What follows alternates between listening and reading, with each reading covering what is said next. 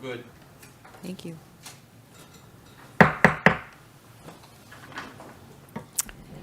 I would like to welcome everyone to the Beverly School Committee's Curriculum and Instruction meeting. Today is Wednesday, April 10th, 2024. We are meeting in a hybrid model today using a remote meeting application allowing for remote participation and for public access to the open portions of our meeting. We are being recorded by the platform. On June 16, 2021, the former governor signed the acts of Chapter 20 to allow for remote participation and to hold meetings until March 31st, 2023, when they were extended. So now our current governor and legislature extended further 2 years until March 31st, 2025. These acts specifically suspend the need for a quorum and the chair to be physically present and ask our body to use technical methods to allow safe public access. As a note, Beverly has prior approval for remote participation, although through that permission, the chair and the quorum will be physically present when this act and this extension expires. So joining us today are members of the school committee and various members of the district administration and leadership teams. So in a moment, we will conduct a full roll call just to ensure that everyone can hear, since it does not always display all of our participants. Please remember that an audio video of this platform will become part of the meeting record. So as such, please use mute to prevent any background noises if you are online. And then next, I will ask President Abel to conduct a roll call to ensure that you're able to both hear and see as you're in this meeting. Sure, it'll be my pleasure. Thank So you. for Microphone? Thank you. I'm a little out of school here. Okay, so for the remote participants, I will first look to our educators. I see Kate Twombly has joined us, and Assistant Superintendent Dorothy Flaherty. We have a resident representative, Ryan Redmond, joining us for the first time. Welcome, Mr. Redmond. Present. Okay, great. We have a couple of duplicate in-person and online participants. Dr. Churchek is here both ways, as am I. We have Dr. Kenan Mackenzie DeFranza, the chair of the subcommittee. We have Ms. Karen Robinson, our Ward 5 representative and member of the subcommittee. And we have Matthew Owen Weaver. There we go. In your email address, it just always shows Matthew Owen. And so, okay, Weaver. And then we have Katie Kraft, also a resident representative, joining us at the table. We have a number of students who have chosen to sit closer to the back of the room. They're welcome to join us at one of these open mics if you would like, or just use the platform there when you have an opportunity. I see Finn, and I'm just trying to find Kohler Ovid, yes. And I see, is that Eleanor Corbett? I am looking around. I know that Sadie Brennan is with the softball team, and we're wishing them really good luck this evening. I don't see Dante Shaw Espinal, no, not joining us online either. Okay, and Althea? Don't see Althea this evening. I think that completes our roster. We're also joined by a number of educators and administrators that are joining us in the room. Thank you. Thank you, Ms. Abel. So shall we say the Pledge of Allegiance before we get started? Sure. Okay, I'd like to call Ms. Robinson to help us with that. I pledge allegiance to the flag of the United States of America and and to the republic for which it stands, one nation, under God, indivisible, with liberty and justice for all. Thank you. And with that, I would like to turn it over to Dr. Flaherty.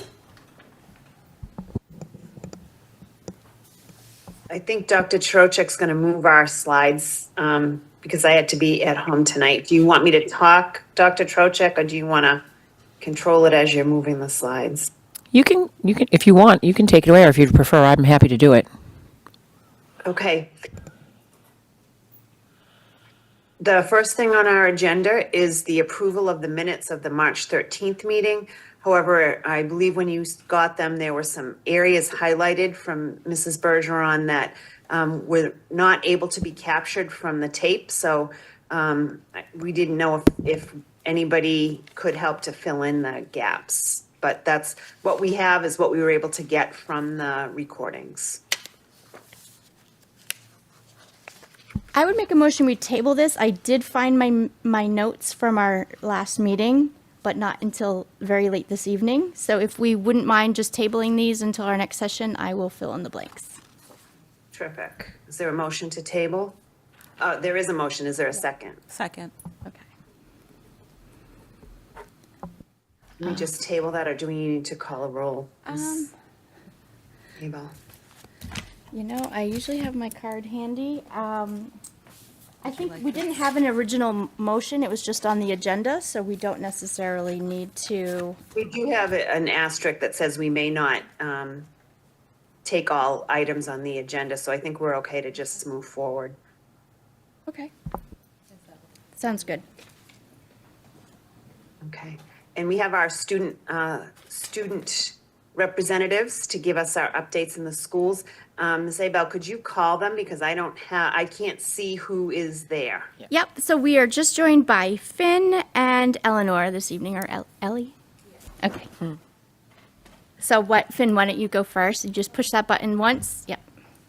Okay. So, the sixth graders right now, half of them who signed up for Nature's Classroom are at Nature's Classroom currently, right now.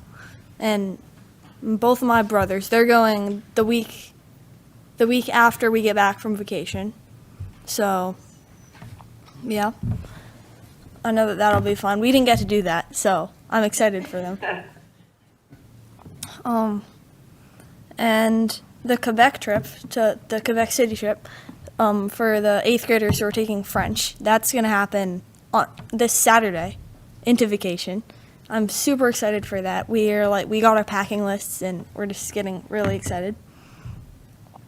And then the National Junior Honor Society, we're kind of like finishing up our community service hours for that.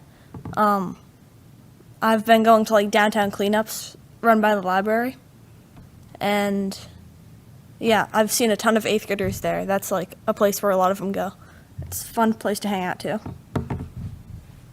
We've joined the BHS class of 2028 Google Classroom, so we're getting ready for that, choosing our classes and and then, the Spring Fling 6th and 7th grade dance.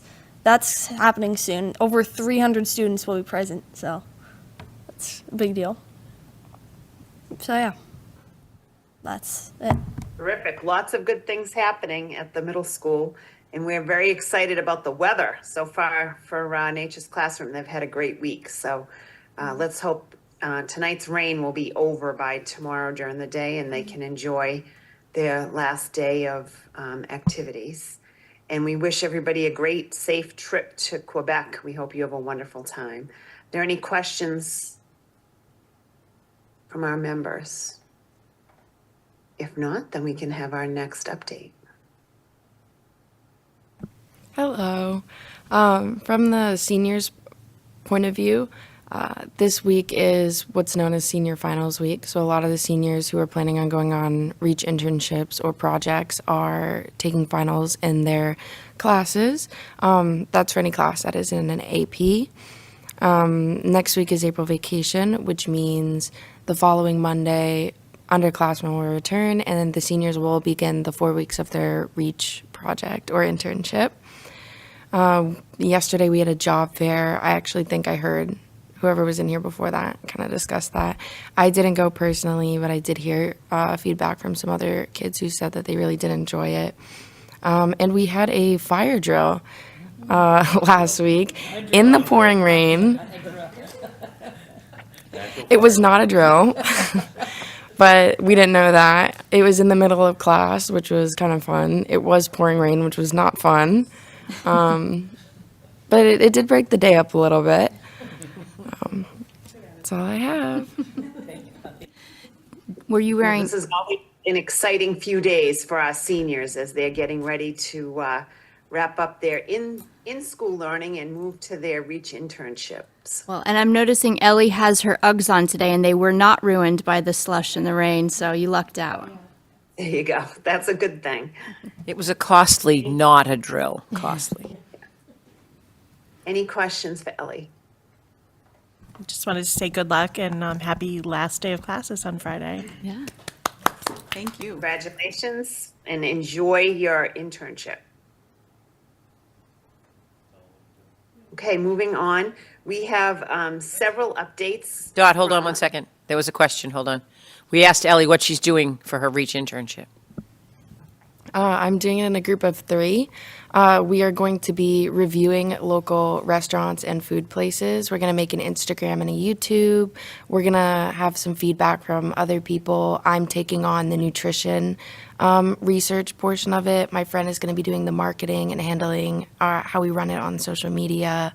And then one of my friends is going to be working on her social skills by taking over the ordering and the talking to of the people who work at these places. So it's fun. Yeah, this should be a big thing with lots of different aspects to it. That's awesome. Yeah, Sounds great. exciting. Do you need Seems any like you're taste gonna have a lot testers? of good food. We might. Would you Oh, like? you know where to find me. Yeah. I'm in. All right. All right. Thank you. Thank you both.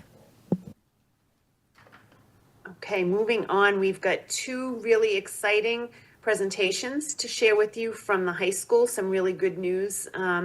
One is about career pathways, and the other one is going to be a presentation from 2 of our teachers that are teaching the engineering class, which is a very popular course with our students.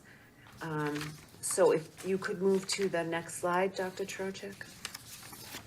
We have some really good news to share, and I'm going to ask Julie Ferrara to share some deep information, broader information with you, but just wanted to celebrate and congratulate the high school team that worked on the Career Pathways grant, because we were officially one of the schools that were awarded, and we'll be moving forward with 3 pathways next year for healthcare and social assistance, environmental and life sciences, and business and finance. And I welcome Julie and any other team members that are there with her to share some of the specifics about the pathways and the grant. All right. Before you start, quick question, Dot. Did you link the slides or did you leave the slides that I put in? Well, somebody put the slides in. That was me. So you can just move on, but it Okay. is linked with All the right. career pathways. Thank too. you. All right.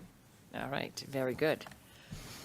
Take it away, Julie. All right. Thank you, Dr. Flaherty. And it is definitely a tough act to follow Ellie. So I feel very honored to be doing that right now. This is a very exciting time for us at BHS. We were just designated in 2 areas by the state. One is the Innovation Career Pathways designation, as Dr. Flaherty mentioned, for 3 pathways, which I'll explain, and also as an early college designated school that will start in fall of 2025. So I will talk briefly about that. But first, I would like to say that I'd like to give some credit to my colleague, Dr. Jennifer Thomas. She's here in the audience.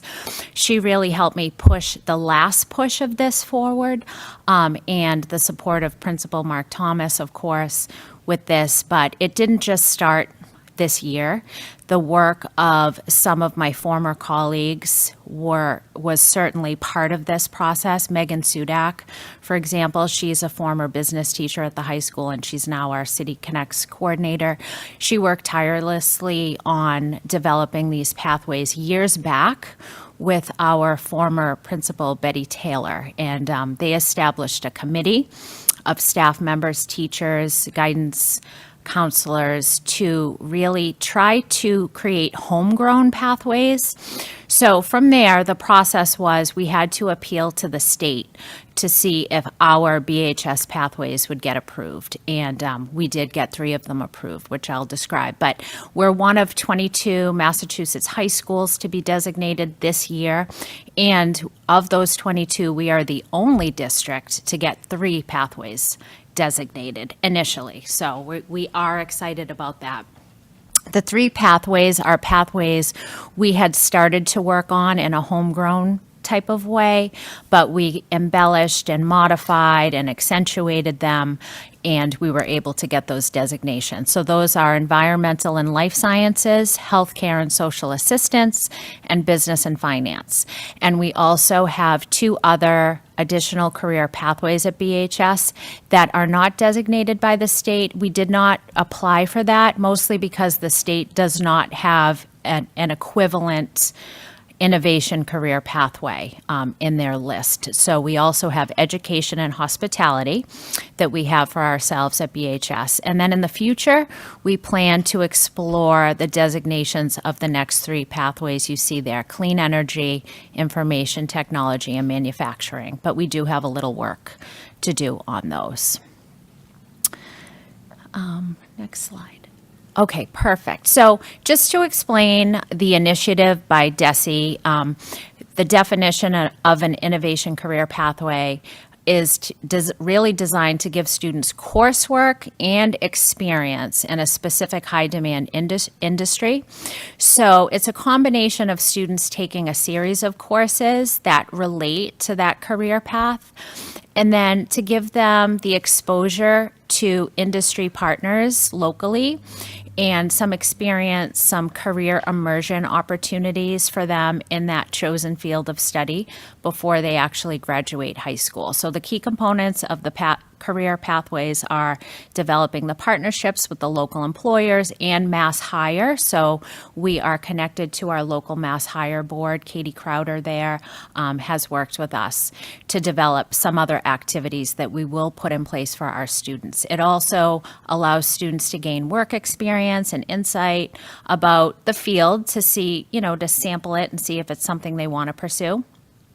It helps to bridge the gap between high school and the real work being done in the industry.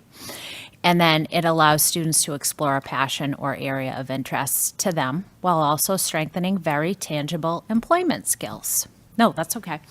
So this was the application process in order for us to get approved. So it started in fall of 2023, so this past school year. Phase 1 initially was letting the state know what we already have in place for our current pathways and what the course, the academic guided pathway looks like, so the course of study for students. And then phase 2, they really ramped it up for us. We had to demonstrate all of these areas. So we had to pull this together. And just to give you an idea, we had to develop a plan for the marketing, recruitment, and enrollment process for the pathways, including various entry points. So when students can sign up for a pathway, when they can enter, and when, not that it's too late, but that it would be hard for them to get in all the coursework required.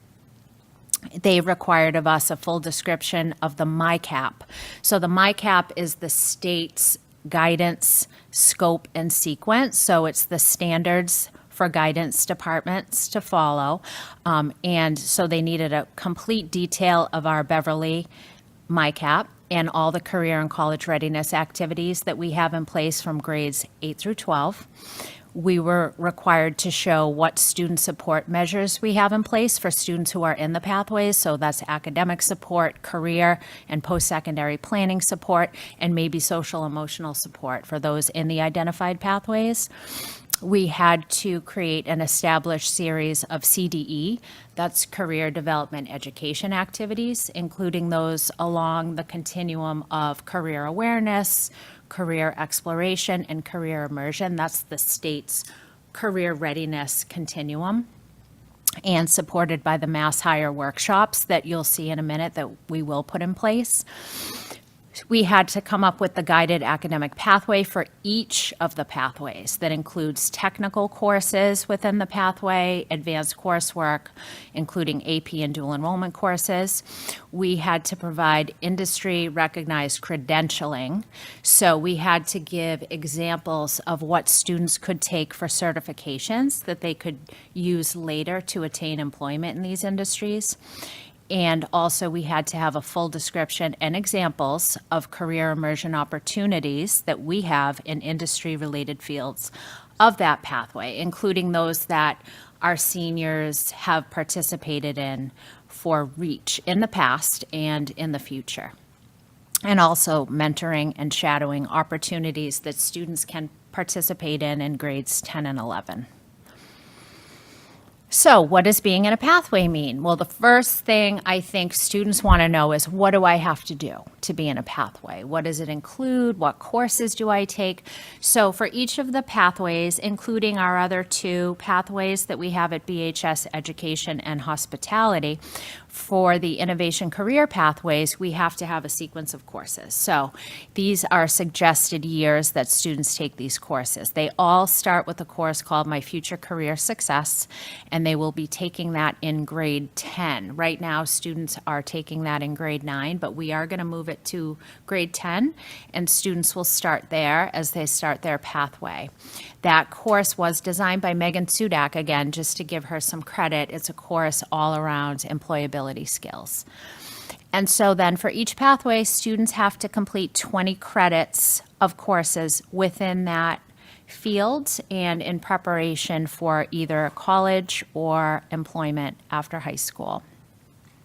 We also have optional career electives that they can take. So they aren't limited to 20 credits within that pathway. We give them other suggestions, and they can take off-campus dual enrollment courses as well, but this is basically the sequence of courses. Thank you.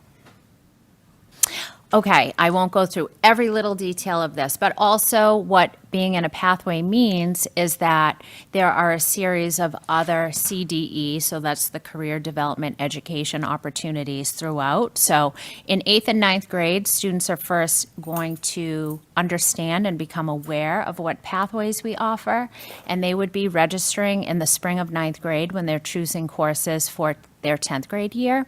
And then in grades 10, 11, and 12, what we are planning to do is provide them time in advisory to be pulled out periodically, first and second semester, to attend Mass Hire workshops. So Mass Hire will be coming in, they will be providing guest speakers, they'll be doing resume building, interview skills. We will also use our platforms, Naviance, and we have a new program, Pathful, which allows students to do assessments, career exploration activities, and it will become like a portfolio for them. Another exciting thing that we will start with 10th grade, so students will begin with the My Future Career Success course, but they will also start a mentoring or a shadowing opportunity. So another shout out, I'd like to give some credit to my colleague, Missy Orr. She's an English teacher at BHS, and she started this program. She piloted it this year. Students could sign up to be part of her mentoring or shadowing program where they would go to a place of employment. So like might be a business, or it might be a hospital, or it might be a school, and they get to shadow 3 days during advisory, so it's during the school day. And we provided transportation for them to get to those locations. And it's more like a quick daytime experience where they're shadowing and they're being mentored by people in that industry. So it was such a great experience, I think, for the students who participated. We'd like to fold that in to this program, and students who are in one of our pathways would partake in that in 10th and 11th grade. And then that really leads into the REACH internship program, which we've had since 2015 at Beverly High School. So it's kind of now all pulling everything together. So they would have some immersion experiences in grades 10 and 11 before they're in the 12th grade 4-week immersive experience doing REACH. Okay. So that was the innovation. Yeah. Does anyone have any questions about the can answer innovation questions pathways there. before we go on to the early college? I know we've spoken before about internships. I was just wondering, you talked about Katie Crowder and Mass Hire and everything. So have any of our students gotten any paid internships through the programs that they have to offer there, like with STEM and YouthWorks? So our internship program is unpaid. in Beverly. So we're currently not, students aren't enrolling in any paid internships, but potentially in the future. So we're just partnering with Mass Hire for the first time through the Innovation Career Pathways designation. So that might be an opportunity for students to start younger, maybe in the 10th or 11th grade, for sure. And my other question was just about so are the students who are in career pathways, will they be required to do an internship or a project that is based on what their pathway was? I mean, that would be the idea, that would be the goal, that they would absolutely be doing that. And I think that's part of the expectation of the state, that their internship is directly related. Right now, for REACH, as you can see, students have complete autonomy about what they want to do. Right. They're not committed to, but, if the goal is for them to become proficient or understanding of that field ahead of time, it would be perfect if they slide into an internship related to that industry. Awesome, thank you. You're welcome, yes. There you go. I had a couple of questions. I think it's really powerful that students get the ability to look at high school as like a college opportunity to develop skills, to build their skill base and resumes. I really think keeping that mindset is important, especially passing that on to students. But with that said, I think it's really important at that point. Are there checkpoints for helping students navigate? Because things will change between each grade level. Do you have certain checkpoints with dates? Who's checking that, and how are you redirecting students to stay on the right track? Yep, that's a great question. So I think what's important is that we will have, a innovation career pathways administrator, someone who's coordinating all of that and working with those students. Students will work with their guidance counselors on this. Students will be able to opt out of the pathway. Let's say they start and they're taking the courses and then they're kind of like, I'm not really sure I really want to do this. They can exit the program if they need to.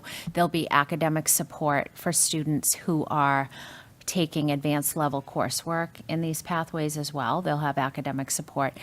The advisory program that we have at BHS that meets twice a week, it's a flexible advisory. So our plan, if you look at this kind of timeline, is to fold in pullouts during advisory for the students in the pathway, to meet with the coordinator, to meet with the Mass Hire people. That's where we'll do some of the other more focused work.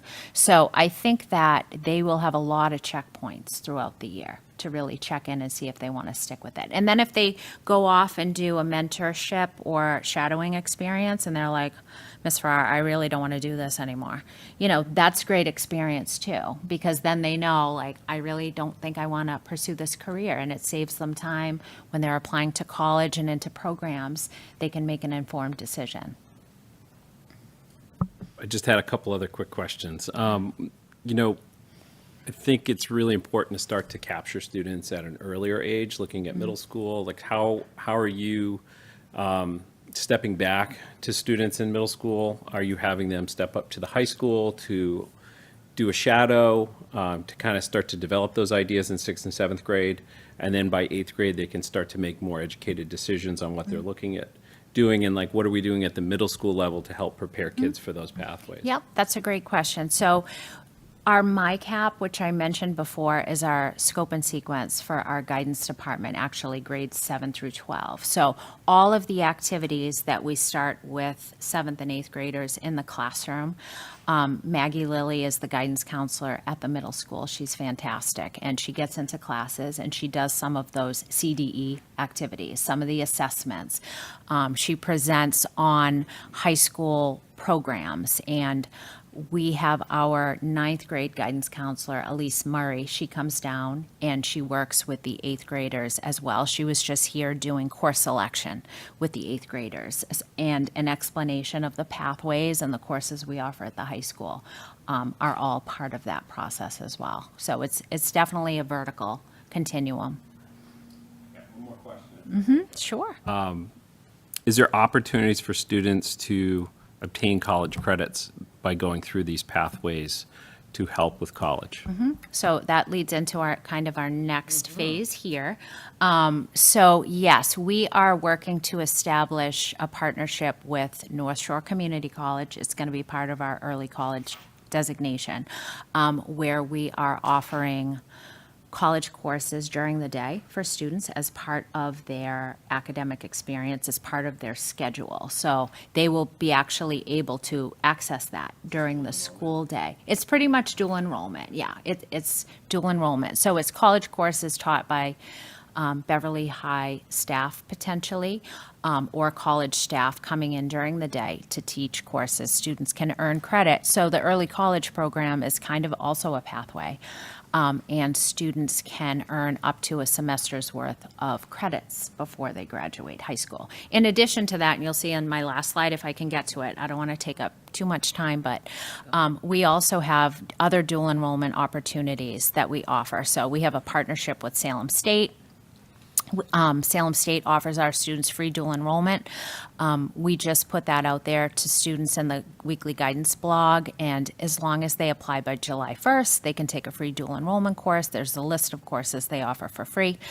We have an Endicott College course that is starting, actually it's a summer course, but it's starting in May. It's a summer pre-calculus course, so this is for students who would like to jump ahead in math and get to calculus or calculus BC by senior year. So that's an example. That's a course we're offering this spring. We also have virtual high school. We have AP STEM Access Grant, which is starting for next school year. Students can take these courses for free through virtual high school, Calc BC, Physics C, Computer Science.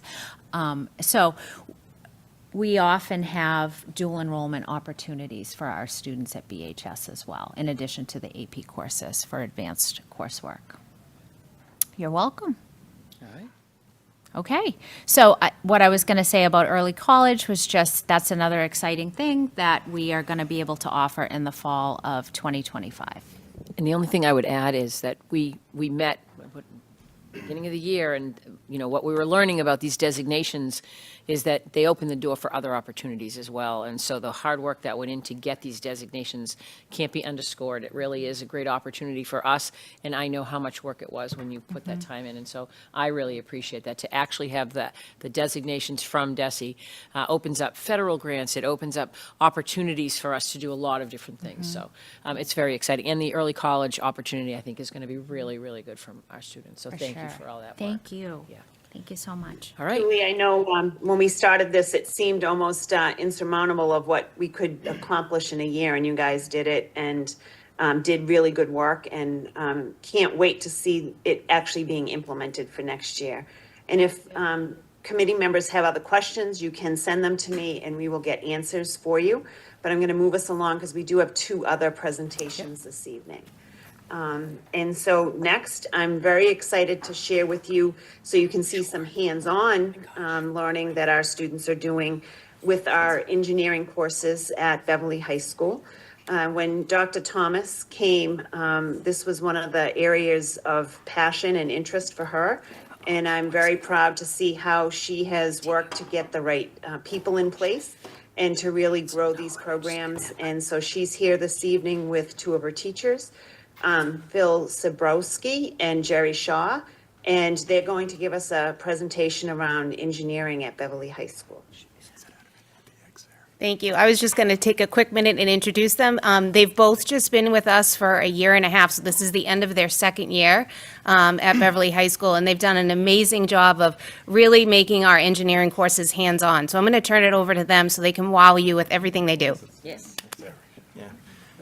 We're trying to decide whether to sit or stand. We'll sit. All right. How you doing? Like I said, we're Jerry Sean. Phil Sabrowski. Yep.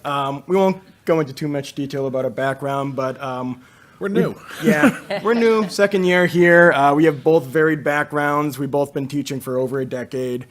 Different situations. I was at career and tech vocational schools. I was at a middle school and then a charter school before that. And then before that, engineer, worked in industry, Teaching. all that fun stuff. So what we're going to do is we're just going to go over a couple different things. We came into the program luckily at the same time, and we worked pretty well together. Yep. Which has been very great or beneficial for both of us. And so we've come up with like goals of the engineering program, kind of our first year coming in there. Mainly the main idea is making sure students understand what engineering is, because even if I asked around here, people wouldn't know how to describe engineering itself, all right? I didn't even know it when I went into becoming a nuclear engineer, all right? Going into it, was never really taught what engineering is, how it's about creating, and the differences between it and science itself. We also want to expose students to different engineering fields. There's all sorts of subheadings under the broad topic of engineering, and when people think about it, they really have no idea how much it actually comprises of. We want to give them a background in problem solving and all sorts of using technology to solve their problems. As you can see in front of you, some of the examples we've brought are projects that have been worked on in the past year and a half. And more importantly, we want students to leave excited about what engineering actually is.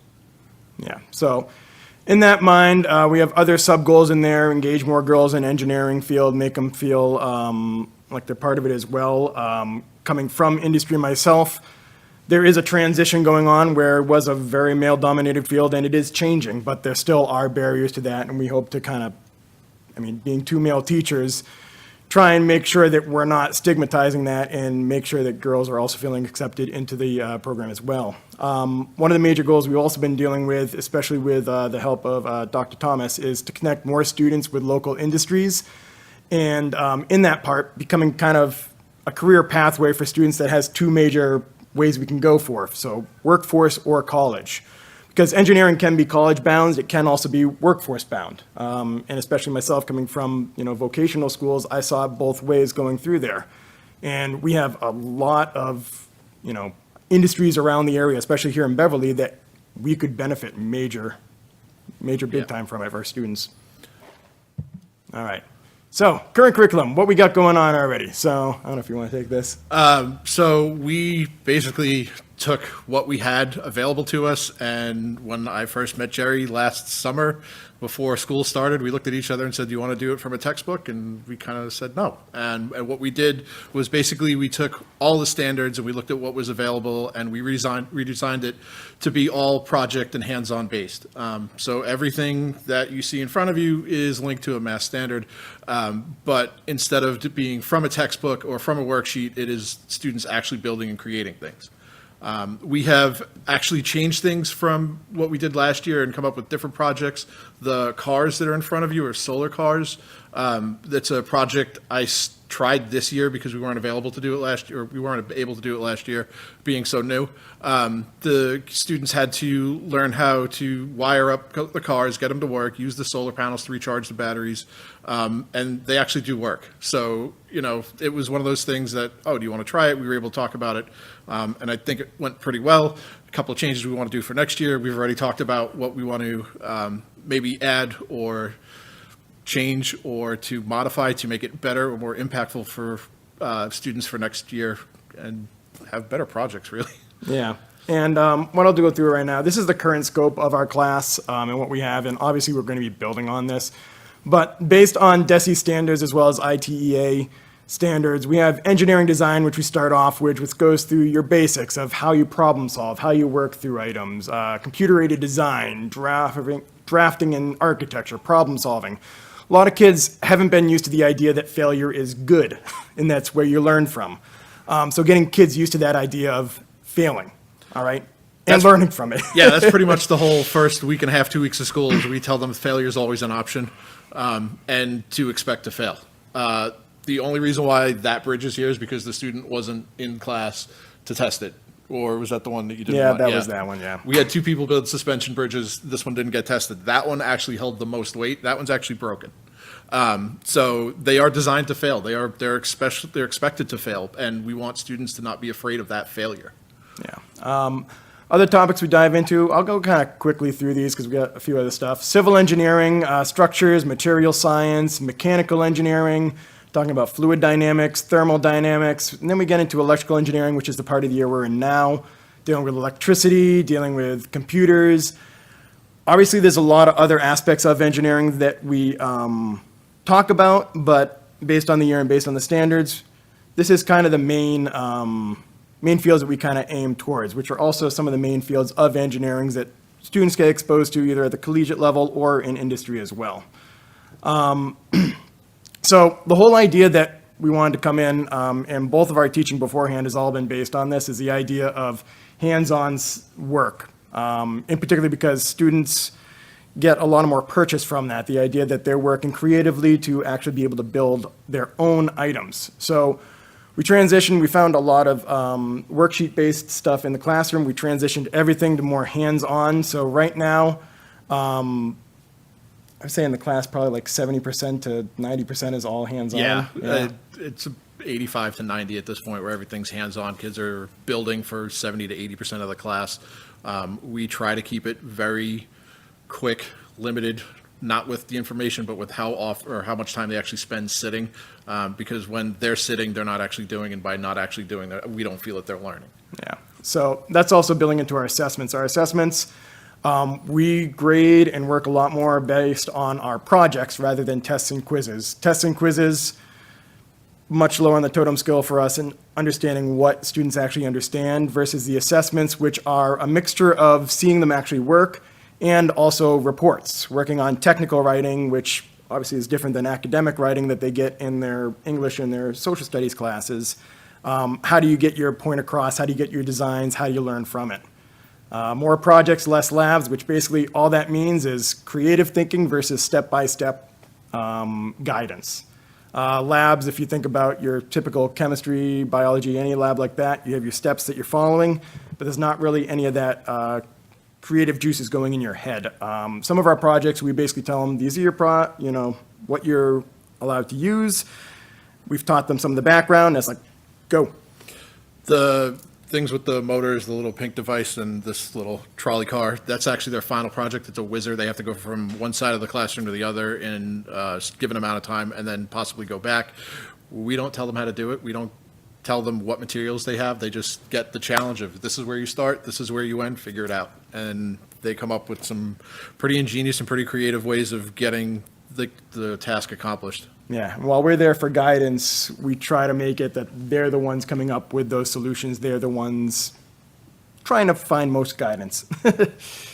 All right. Yeah, and the idea of focusing on creative projects, increasing engagement with students, trying to keep those students engaged, and engaged students are less troublesome students, typically, depending on what they build. Yeah. We just got a couple of slides right here we'll go through really quickly, kind of showing what our classroom is like. Construction of the classroom, we replaced the worksheet-based curriculum. More than 70% of the time spent doing, this was a class of 18 students. We pushed all the chairs to the side so we could use drills, hammers, jigsaws safely in the environment and have students move through it. We actually opened up the door because Phil's class is right next to mine in where these Yeah, pictures are taken. I actually float. I only teach one class in Jerry's room, and then luckily enough, I'm across the hall or right next door. And what we've been able to do is just by opening that door, basically have two classrooms and allow people to work in both rooms. Moving the chairs out of the way, it looks like organized chaos, but that actually is kind of nice because everybody's actually engaged in doing something and creating something. And we're there just to kind of run around, answer questions. His kids will ask me questions. My kids will ask him questions. They're very, open about if they need help, they'll ask. And they really enjoy what they're doing most of the time. And we try to get the honors and the CP kids, they're both levels all interacting because, yeah, more ideas, better. These are one of the projects we do, hydraulic arm challenge. The students basically aren't told how to do it. They're given wood, they're given drills, they're given saws, they're given all sorts of fun tools that hopefully they don't hurt themselves with. No, we teach them safety. But we basically tell them, you got to move a cup over the wall. You can only use the wood, the materials you have here, as well as hydraulics. And that's what that is on the end. I would have put it closer to people, but it is actually full of water still, and I ended up squirting myself before. So yeah, to keep everybody dry, it's over there. Other challenges, building catapults. This one was an end-of-the-year project where we had a little extra time. Basically told the kids, there's no instructions. I said, find out what you want. We'll get the materials. We'll work with it. Some of them built a trebuchet about as tall as I am. Some of them found other ways of building catapults. Just kind of a quick, nice project that they had to develop everything on their own. Home electric wiring. This is a project that we found a lot of students loving. Basically, they're actually wiring a home light switch. We have boards that we've made up. The kids have real tools. They're following the National Electric Code, NEC guidelines. We have diagrams, sketch diagrams, showcases what electricians do. Some of them love it. Some of them like, I never want to be an electrician. I was like, all right, well, now you know. And then we actually test it. My background is I'm a nuclear engineer and electrical engineer. So we actually are testing it on live 120 volts AC power after, we test it and everything to make sure everything's connected fine and safe.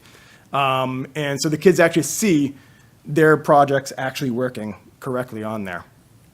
Want to talk on this? Midterm project, we decided that we wanted to do something kind of out there, and we both settled on this Rube Goldberg project, which I don't know if you don't know who Rube Goldberg is. He's a cartoonist who came up with the most inefficient ways of getting simple tasks accomplished. Their midterm is to select from a predetermined list of simple tasks, put ice in a cup, feed a cat, or that we give them the option to come up with their own. And then they have to figure out what materials they're going to need, and then they have a given amount of time to build it and to draw it, because most of our projects also include a drawing, a 3-view drawing and a write-up. And this is probably one of the more enjoyable projects that we've had feedback on, just because it's so out there and so, outlandish, and some of the ideas that they come up with to actually build. We had somebody pop a balloon with a Hot Wheels car? Yep. Hot Wheels car with about 20 T-pins hot glued to it. But it didn't just roll down a hill and they didn't just drop it. They actually pressed the syringe and the dominoes fell and it pushed the marble and it went over. It was 11 or 12 different steps, but it popped the balloon in about a minute and a half. It was pretty creative and pretty fun. And the whole idea behind these projects is, they're fun, but we're also looking and assessing what they've been doing and what they've been working on the year. So the midterm and final are projects. So they're a mix of this, building the project itself, but then again, that technical writing where they're writing actual reports and doing it in such a way that we have a template going on that if they were to produce this and give it to someone at, say, a collegiate level or a technical level, they're actually, reports that they can show what they've done. They also have to have a component of the material that we've covered. So the midterm had to have a truss structure because we did the bridges early on. It needed to have the drawing, which is one of the first things we do. It needed a hydraulic or pneumatic system to actually get it to work.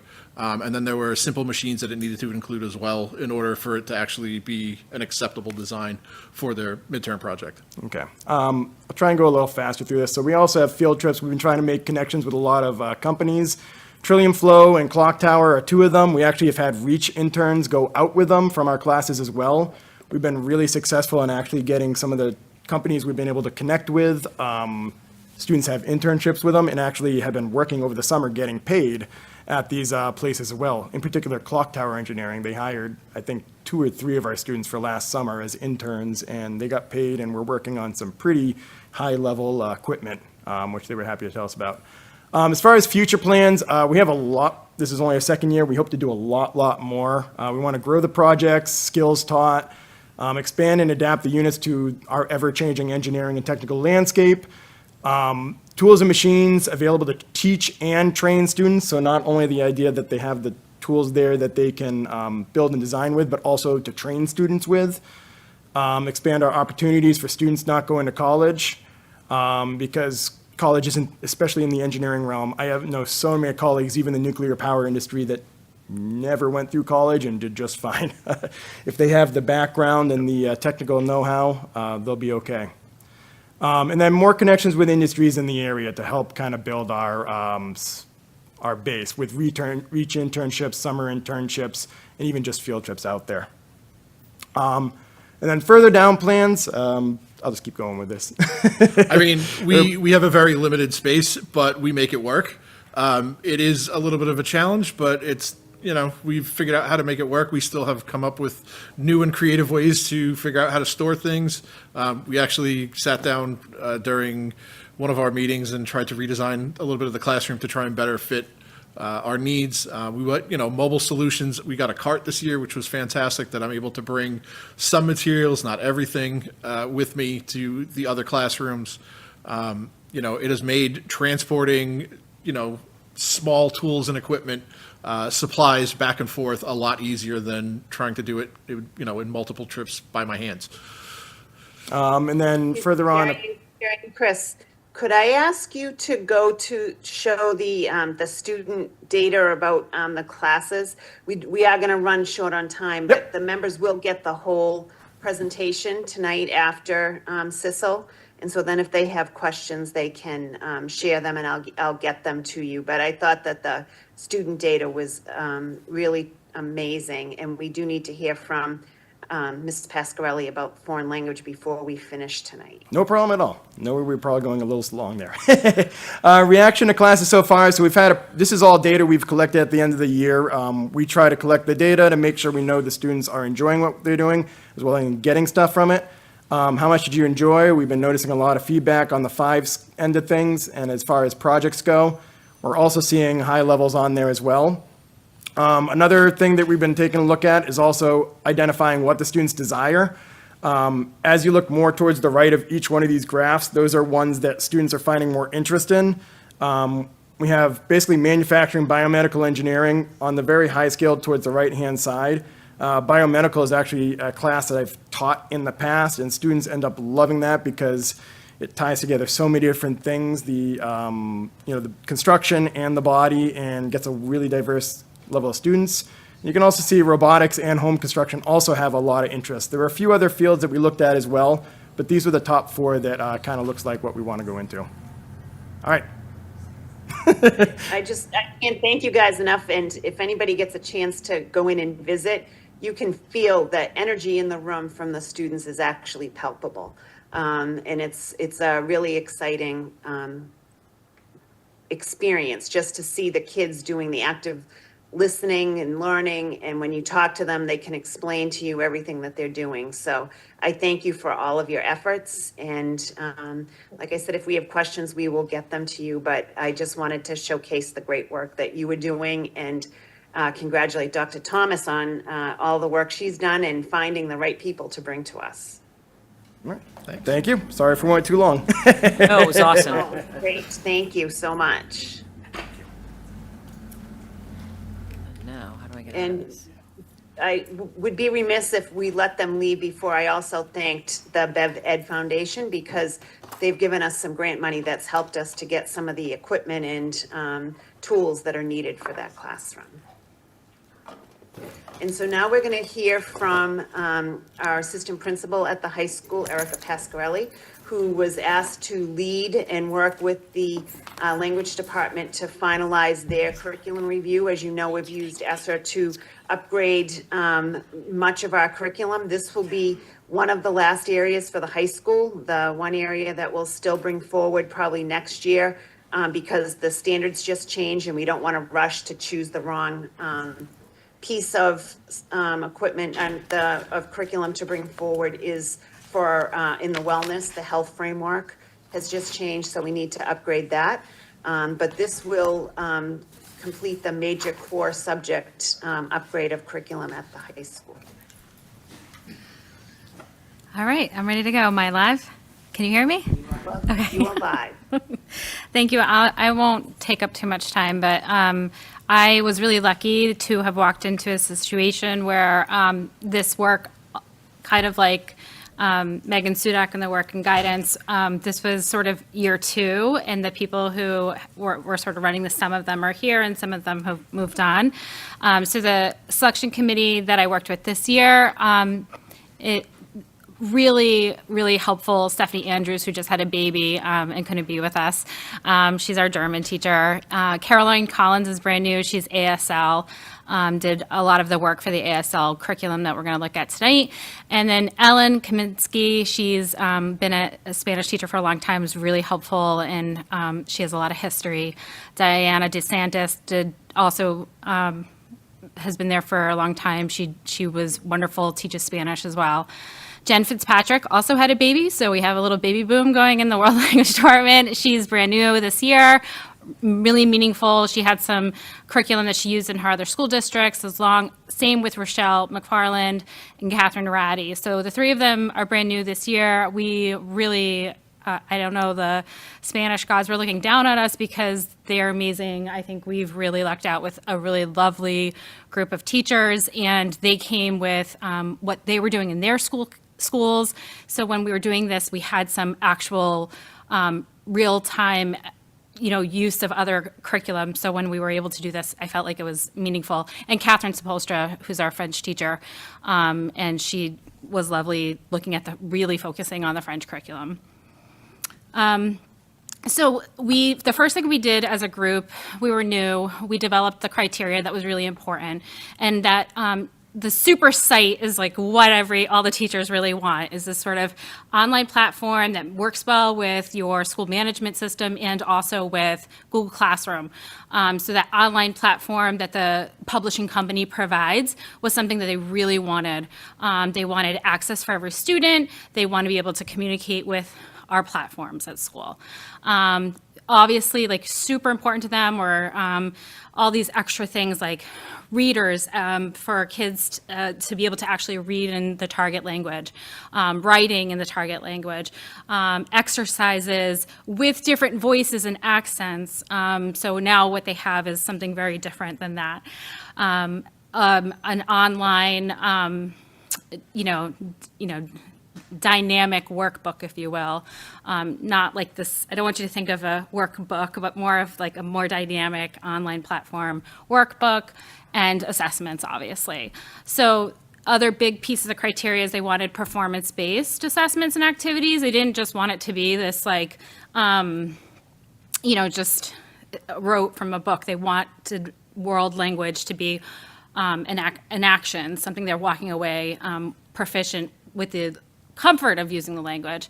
And so these were sort of when we went into looking at different publishing companies, what we were looking for. The last thing you'll see at the bottom is that teachers did still want an actual book, because they do feel like some students need to like hold the book or they don't have the technology one-to-one. Not all kids do. So then some kids who need to take it home or want some extra help or have a tutor can actually have an access to some sort of print material. So that was something else that they were interested in, the teachers. So what are we doing right now? Because it's really important to know, like, what does the current curriculum look like at the school? And there's a stack of old books, because that's the books were from the 90s and the 2000s, and that's what they're using right now. And I did find the old CDs, but there are no CD players, so they're really hard to find.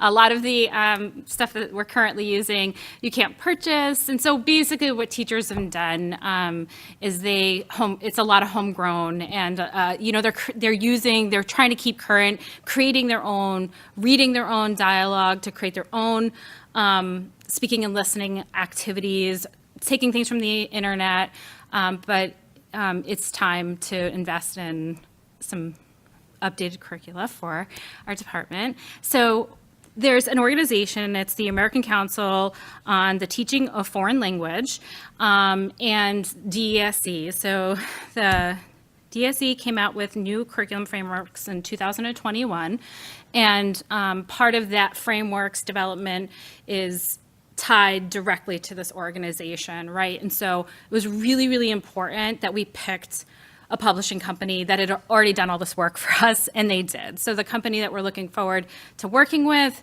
and hopefully you will agree to, took all of the competencies and standards and what is aligned for DSE. It's all aligned with the companies that we looked at. So after considering different publishing companies, there were two that really stood out. Vista Higher Learning is the one we would like and ask to be able to move forward with. And the reason why was because, I'm not going to read the whole slide to you, it really just hit all of the things that the teachers were looking for. Originally, we weren't necessarily tied to picking one publishing company for all the 3 languages.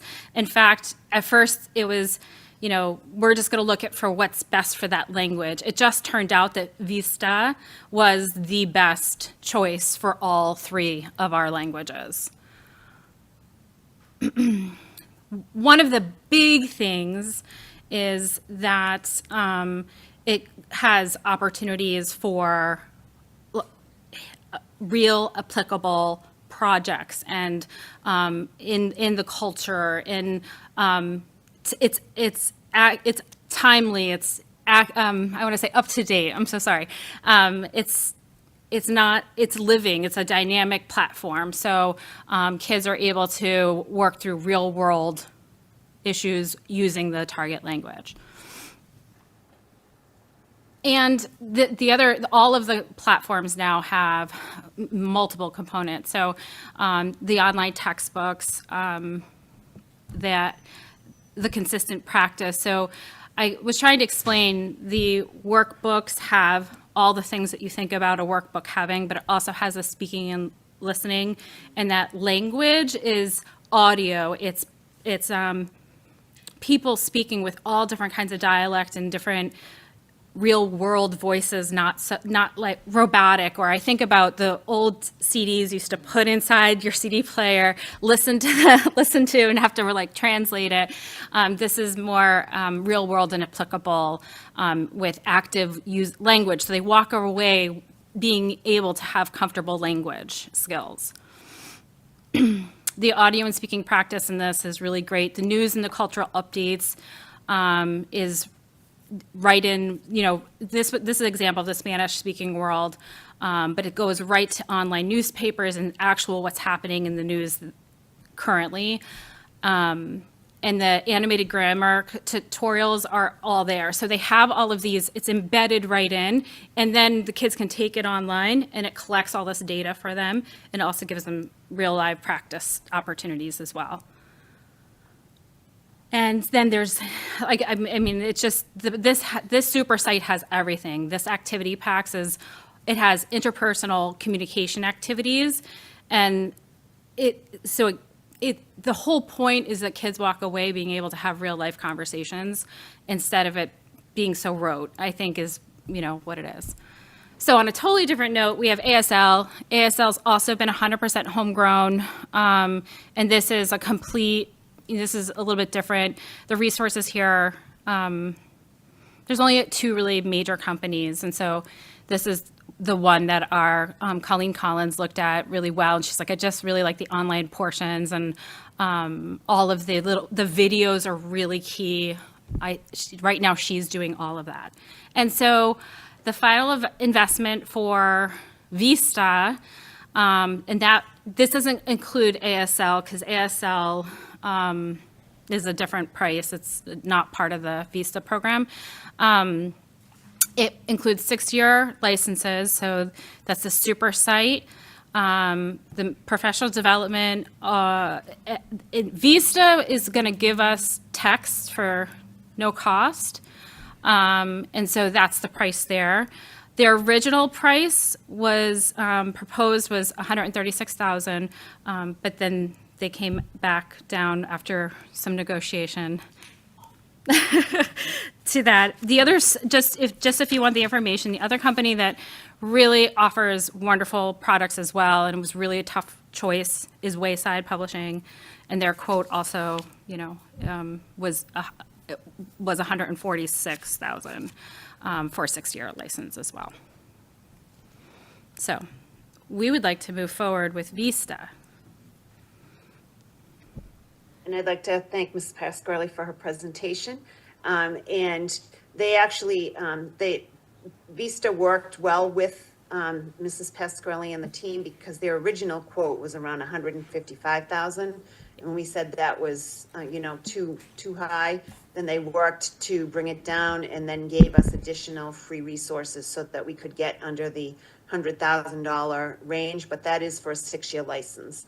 So when you break that down, it's about just 16,000, just about 16,500 per year.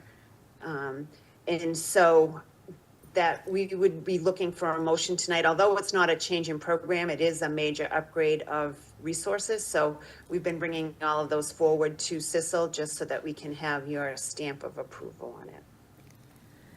There any questions? Yeah, before I make a motion, I just want to be clear. So this would be for Spanish, French, and German, and does it include any of the AP level courses, or is it just? Yes.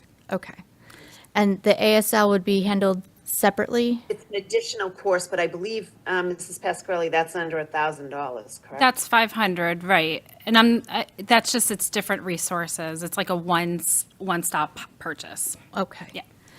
So I would make a motion on behalf of the Curriculum Instruction Student Life Subcommittee to recommend the school committee authorize the acquisition of the Vista Higher Learning for a value just shy of $100,000 for a 6-year license. Second.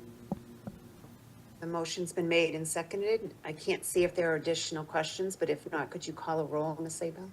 Sure. I'm going to use the list that's provided to me. I'll start with Dr. Mackenzie DeFranza. Yes.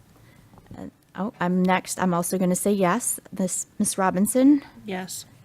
Kate Twombly. Yes. Okay. Katie Kraft, Yes. Matthew Weaver, Yes.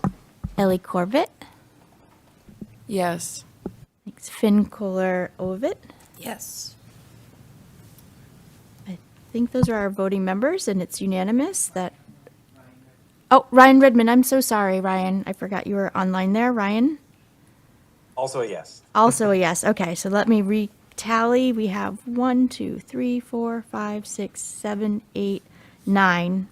Unanimous. Thank you.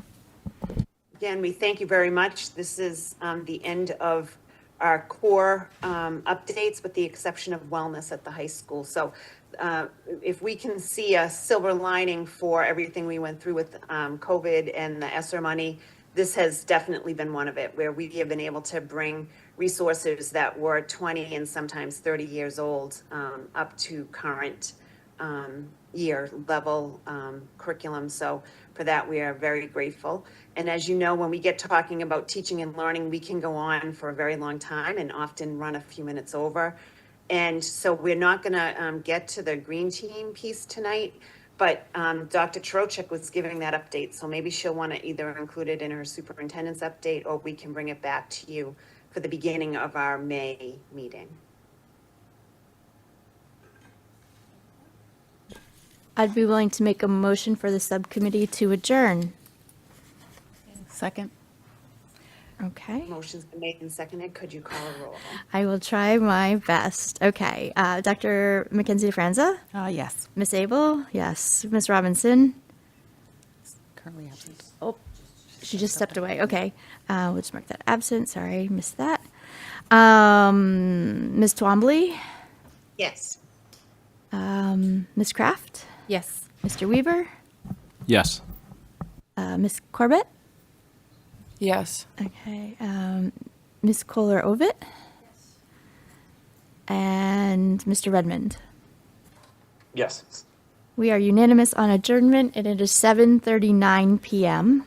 And everybody will receive the presentation either tonight or first thing in the morning. We just didn't want to give away the people's presentations before they were able to give them. Yeah. Thank you so much. Thank you.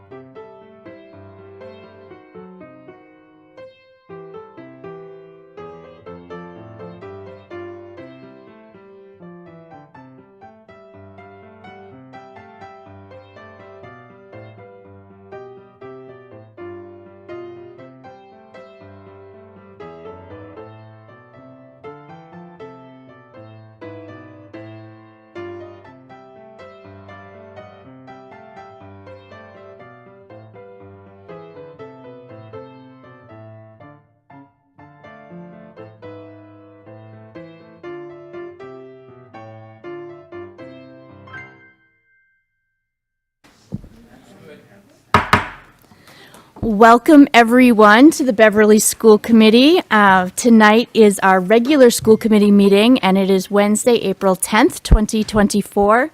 We are using the remote meeting platform that's provided at no cost to our district to allow for some remote participation, but all of our school committee members are here in person this evening, which will make voting rather easy. Oh, wait, no, we're missing. Oh, she's not. Okay. So we have one absent. Okay. I will do the roll call in just a moment. Thank you. Ms. Visnick, you moved down a seat, so I was a little off.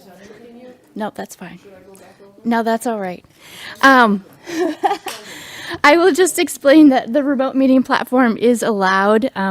It was our former governor who signed the Acts of 2021, Chapter 20 of 2021, and renewed those. And now our current legislature and current governor also extended those to allow us to have remote meetings until March 31st, 2025.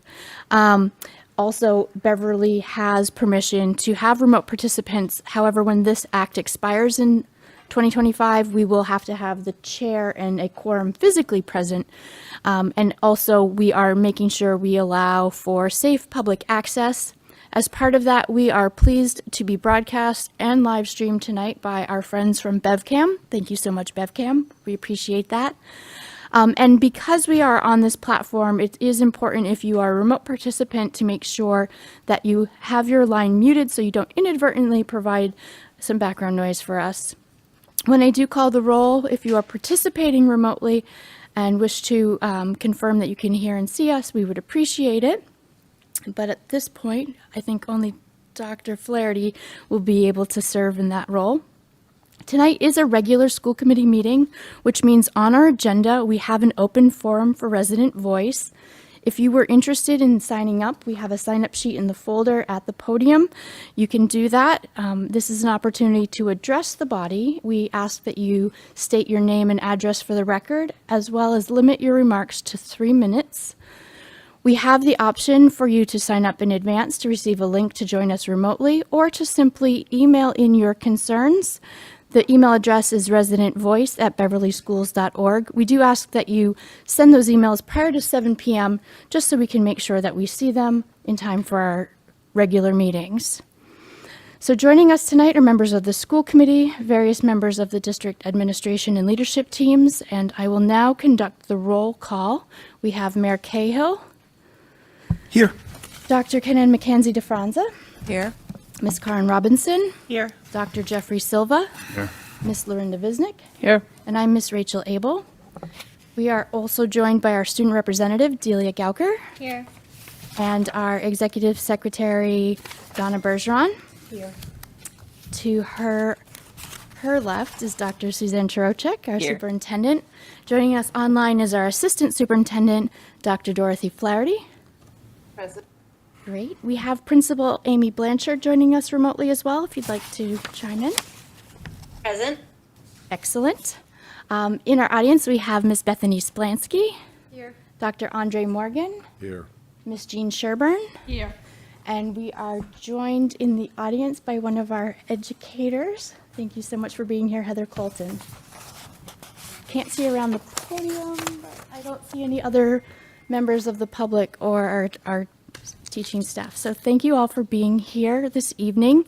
Our first order of business is actually the Pledge of Allegiance. I can't remember whose turn it is. I'm going to call on Ms. Visnick this evening.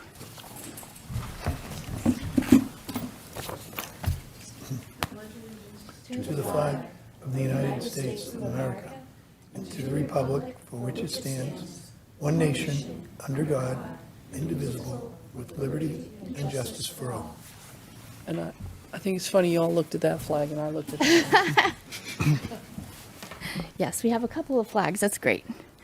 And we, this evening, did not have in time for our agenda recognition of students, employees, and community members, but we expect to see some people here at our May meeting, and I'm pretty excited for that. Next, if Ms. Gauker is ready, we would appreciate a student representative report. Thank you. This is the first week of fourth quarter for all underclassmen. Report cards for third quarter will be going out soon. Seniors are taking their final exams this week for the most part before many of them go on their REACH internships after April vacation. Yesterday, there was a fair for students to find jobs and connect with the community during advisory. Many students took this opportunity to find a summer job. College visits are happening again this spring for interested students in small groups. Spring sports season is now underway with all teams practicing and many teams already having held their first game or meet. Almost 100 students will be traveling to Philadelphia with the music department in 2 weeks. They are holding a combined concert with a New Jersey school and then sightseeing in Philadelphia. And for tests, juniors had the opportunity to take the SAT last week at BHS, and AP tests will be coming up next month. Thank you. Thank you so much. And we always appreciate your voice. If you do have classwork that you need to attend to, feel free to duck out when you need to. But thank you so much. Next, we have 2 sets of meeting records to approve. If you'll remember, we had our joint council meeting with our colleagues on the city council on the 4th of March. Those were included, and I look right now for a motion to approve. So moved. Thank you, Ms. Visnick. Second. Thank you, Dr. Mackenzie DeFranza. Were there any edits or corrections that we wish to make? Yes. Are these the minutes for March 13th? These are from March 4th. Okay, never mind. I'm not seeing any edits at the moment. Okay, all those in favor of approving the meeting records as provided, thank you. That's 6-0. Next, we will look to the March 13th minutes, and I will look for first a motion to approve. So moved. Thank you, Ms. Visnick. Second. Thank you, Dr. Silva. And were there some corrections for this set, Mayor Cahill? Madam President, so first, I won't be able to vote since I wasn't in attendance, but it just caught my eye that the students who were recognized for high achievement, unless there's an Abigail Sidmore I don't know, and I think a few of us know Abby, she's a high schooler, correct? She's listed as a middle schooler. We did encounter that, and we rectified it with a couple of extra DQ gift cards during the high school presentation. So we will make... She's a freshman. Yes, and she's been It making was her her mark. 8th grade MCAS. It was her 8th grade MCAS. That she was, but, that's yeah. why it showed up in that column. Yep. Oh. Okay. I think. Is that the same with any other kids who are, I was going to say, I see some other names that I know are freshmen at the high school as well, so I see. but were listed under middle school Yeah. here? It was And that- and eighth the- grade MCAS, right? MCAS. And it's right that they were, okay, Yeah. great. Okay. Then there's no edit needed. No edit on that. Were there any other edits that we may have overlooked? Okay. In that case, all those in favor of approving these meeting records?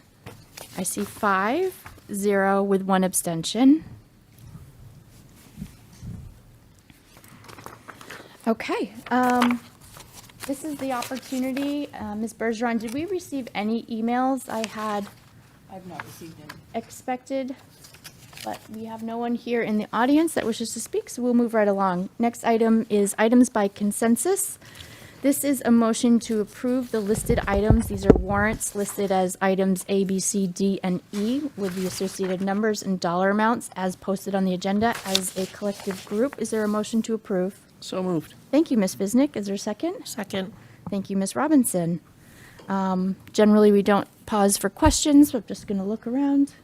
Do you have a question?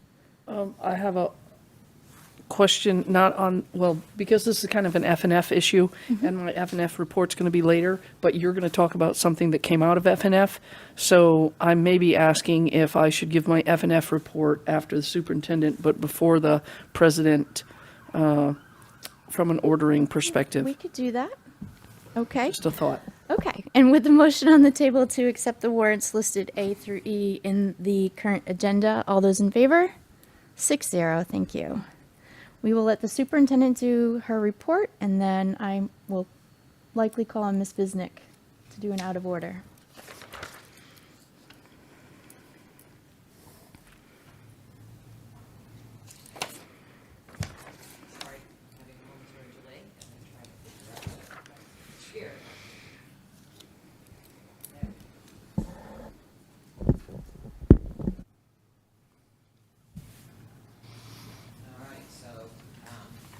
Thank you very much. I have just a short superintendent's report this evening.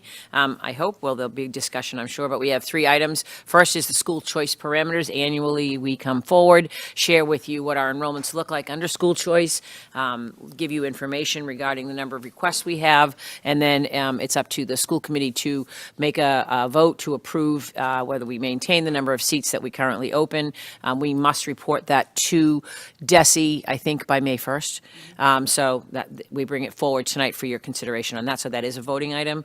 I have a very brief update about on the budget process. And then finally, I just have a brief summary of the Global Child projects that have been going on in our schools.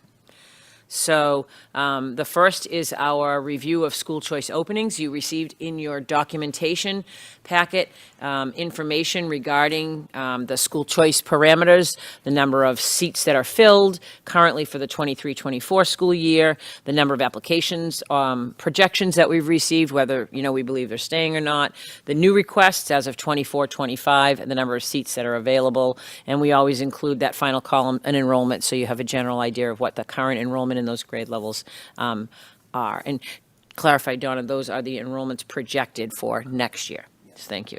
So really, our opportunity tonight is to just answer any questions that you might have about it. My recommendation is to continue with the process that we've had, which is 10 seats for grades K through 8 and 15 seats for each grade in high school.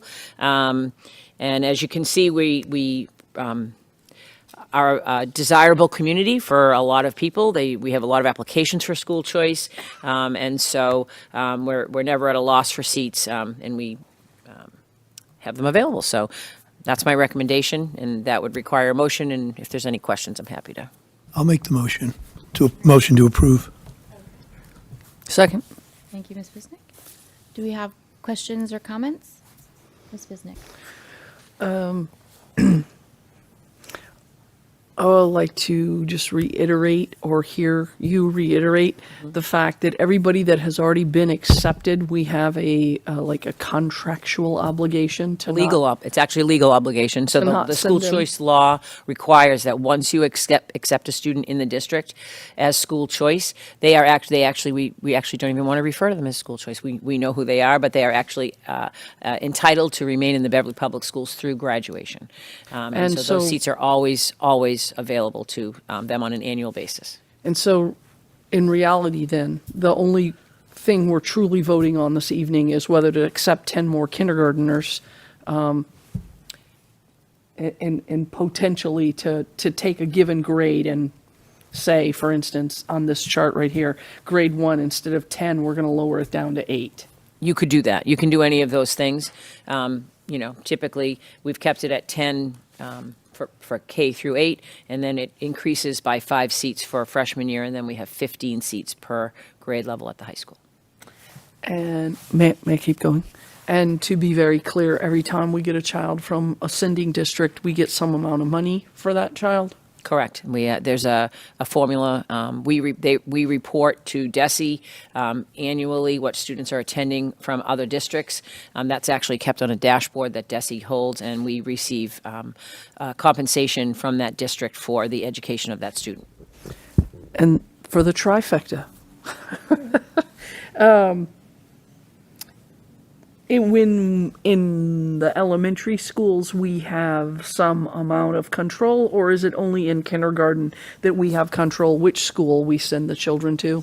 Well, technically, we have control throughout the whole process in elementary, but practically we would not be moving kids once they're in. Typically, we would not do that because we wouldn't do that to our other students. Can you So we speak try to that process for selecting what elementary school a child gets assigned to? Yeah, so we look at class size, we look at openings, first of all, there's usually a request, often, along with the request for school choice, they might say, and we would really like to be at the Cove School.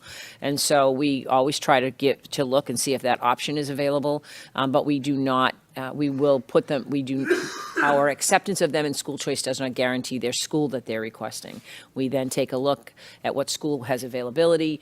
Donna makes contact with them and says, we did the lottery, you're in, your assignment is going to be at this school if you choose it, and they make a decision whether it matches what they want, and then if not, we go to the next name on the wait list. And so, All right, I just That's it. appreciate that because I think people sometimes don't understand any of those little subtleties, and they look at it and right we've talked about this before. There's sometimes a narrative that our schools are overcrowded. Why are we taking school choice? Blah blah blah. And so, or that okay, they think their particular school is too crowded, and it's like, well, any one of these kindergartners might not come to your school anyway. All right, because we do in fact look at all these different factors. Thank you. I think the chair has a question. I need my memory refreshed on what the application process looks like and the dates. So application, we accept applications right up until May 1st. As of May 1st, we close, we kind of close applications. Some still come in, but in terms of the lottery, first round of the lottery, we do hold a lottery for the number of seats that we have, and the law requires us to provide first option for siblings. So that's written into the law. So if you already have a sibling who's attending Beverly Schools, that you go to the sort of the top of the list, and then beyond that, we hold a lottery, and Donna records as each name is pulled, what order they sit, and then they sit on a wait list, and then we go through the list until all 10 seats are filled, and then we maintain that wait list. And often, in September, something happens, a family moves out of state or something, and so another opening comes in, we'll go through the wait list. We accept applications, but we don't continue to assign seats on a rotating basis and until at a certain point we stop that process. And are the applications available on our district website? Yep. Okay. They are. Okay. Yep. Thank you. Are there other questions? Ms. Visnick? Can you clarify the sibling thing again? It's embedded into the statute that siblings are given a preference for priority, so they jump the wait list. They go to the top of the wait list. So if there's child one from a family already in, Correct. won the lottery last year, Correct. and child two applies for any one of these slots, they're guaranteed to get a slot. Nope, they go to the top of the wait list. If there's a slot open, they would be the first one assigned. But if there was 10 seats already filled, we don't go to 11 to put that person in. Okay, but what if there was a slot? Would they get it before? They get yes, they get They would first not option. go into the lottery for any opens? They do not. They go to the top Okay. of the list, and then the lottery is. All right, thank you. Okay, I'm looking around the table to see if we have any more questions. The superintendent has recommended we keep our current 10 from kindergarten to 8th grade and 15 at our high school. We have a motion on the table from Eric Cahill, a second by Ms. Visnick, and a question from Dr. I do Silva. have one question, or a couple questions, actually. So in terms of the costs for transportation, are those also covered? There's no transportation included with school choice. Parents are required to transport their child themselves. We do not offer transportation for school choice. Is proximity of applicants, does that come into play with? They that may decision? request it based on proximity, but assignment is where there's availability. Okay. Okay, I don't see any further questions. All those in favor of taking the superintendent's recommendation? 6-0. Thank you so much. Thank you. And next, the budget process. I really don't have much to report, except for that we're continuing in the process of looking at all of our cost departments, looking at all of the information. We are working, we have plans to continue to work with the city in terms of putting together more information for us. I believe that that Bryant Ailes is going to come forward to us in 2 weeks at our next meeting, when we're scheduled to have our next budget discussion, present some information from the city, and I will have more information for you then at that night. This is just a copy of the timeline that I had shared with you before. I know. That's what happens when you put too much information on one slide. I'm learning. Sorry about that. I'll work on that one. I know. I have my glasses on and it's close for me, so sorry about that. And so that's our committee of the whole on April 24th? Committee of the Whole on April 24th. Committee of the whole, not Finance and Facility Committee Correct, of the whole. Committee of the Okay. Whole, yeah. 7:30, thank Yep. you. And my last item on my agenda is Global Child. As you know, we work with Global Child. They provide some after-school enrichment for our elementary school students. in the form of foreign language. And I'm sorry that it says 6 languages, it's only 4. However, this is the enrollment for this year. We had held 2 sessions, 67 students participated in session 1, and 66 students participated in session 2. And this year we ran 4 languages, ASL, French, Russian, and Spanish. I have a question. Yes, Ms. Robbins. I just noticed that the number of students went down considerably. And it's, who is teaching the Global Child? Is that, it's not our teacher? Dot on the line still. She might know more about this than me. Sorry. Dot, do you have information about the Global Child and who's running the sections?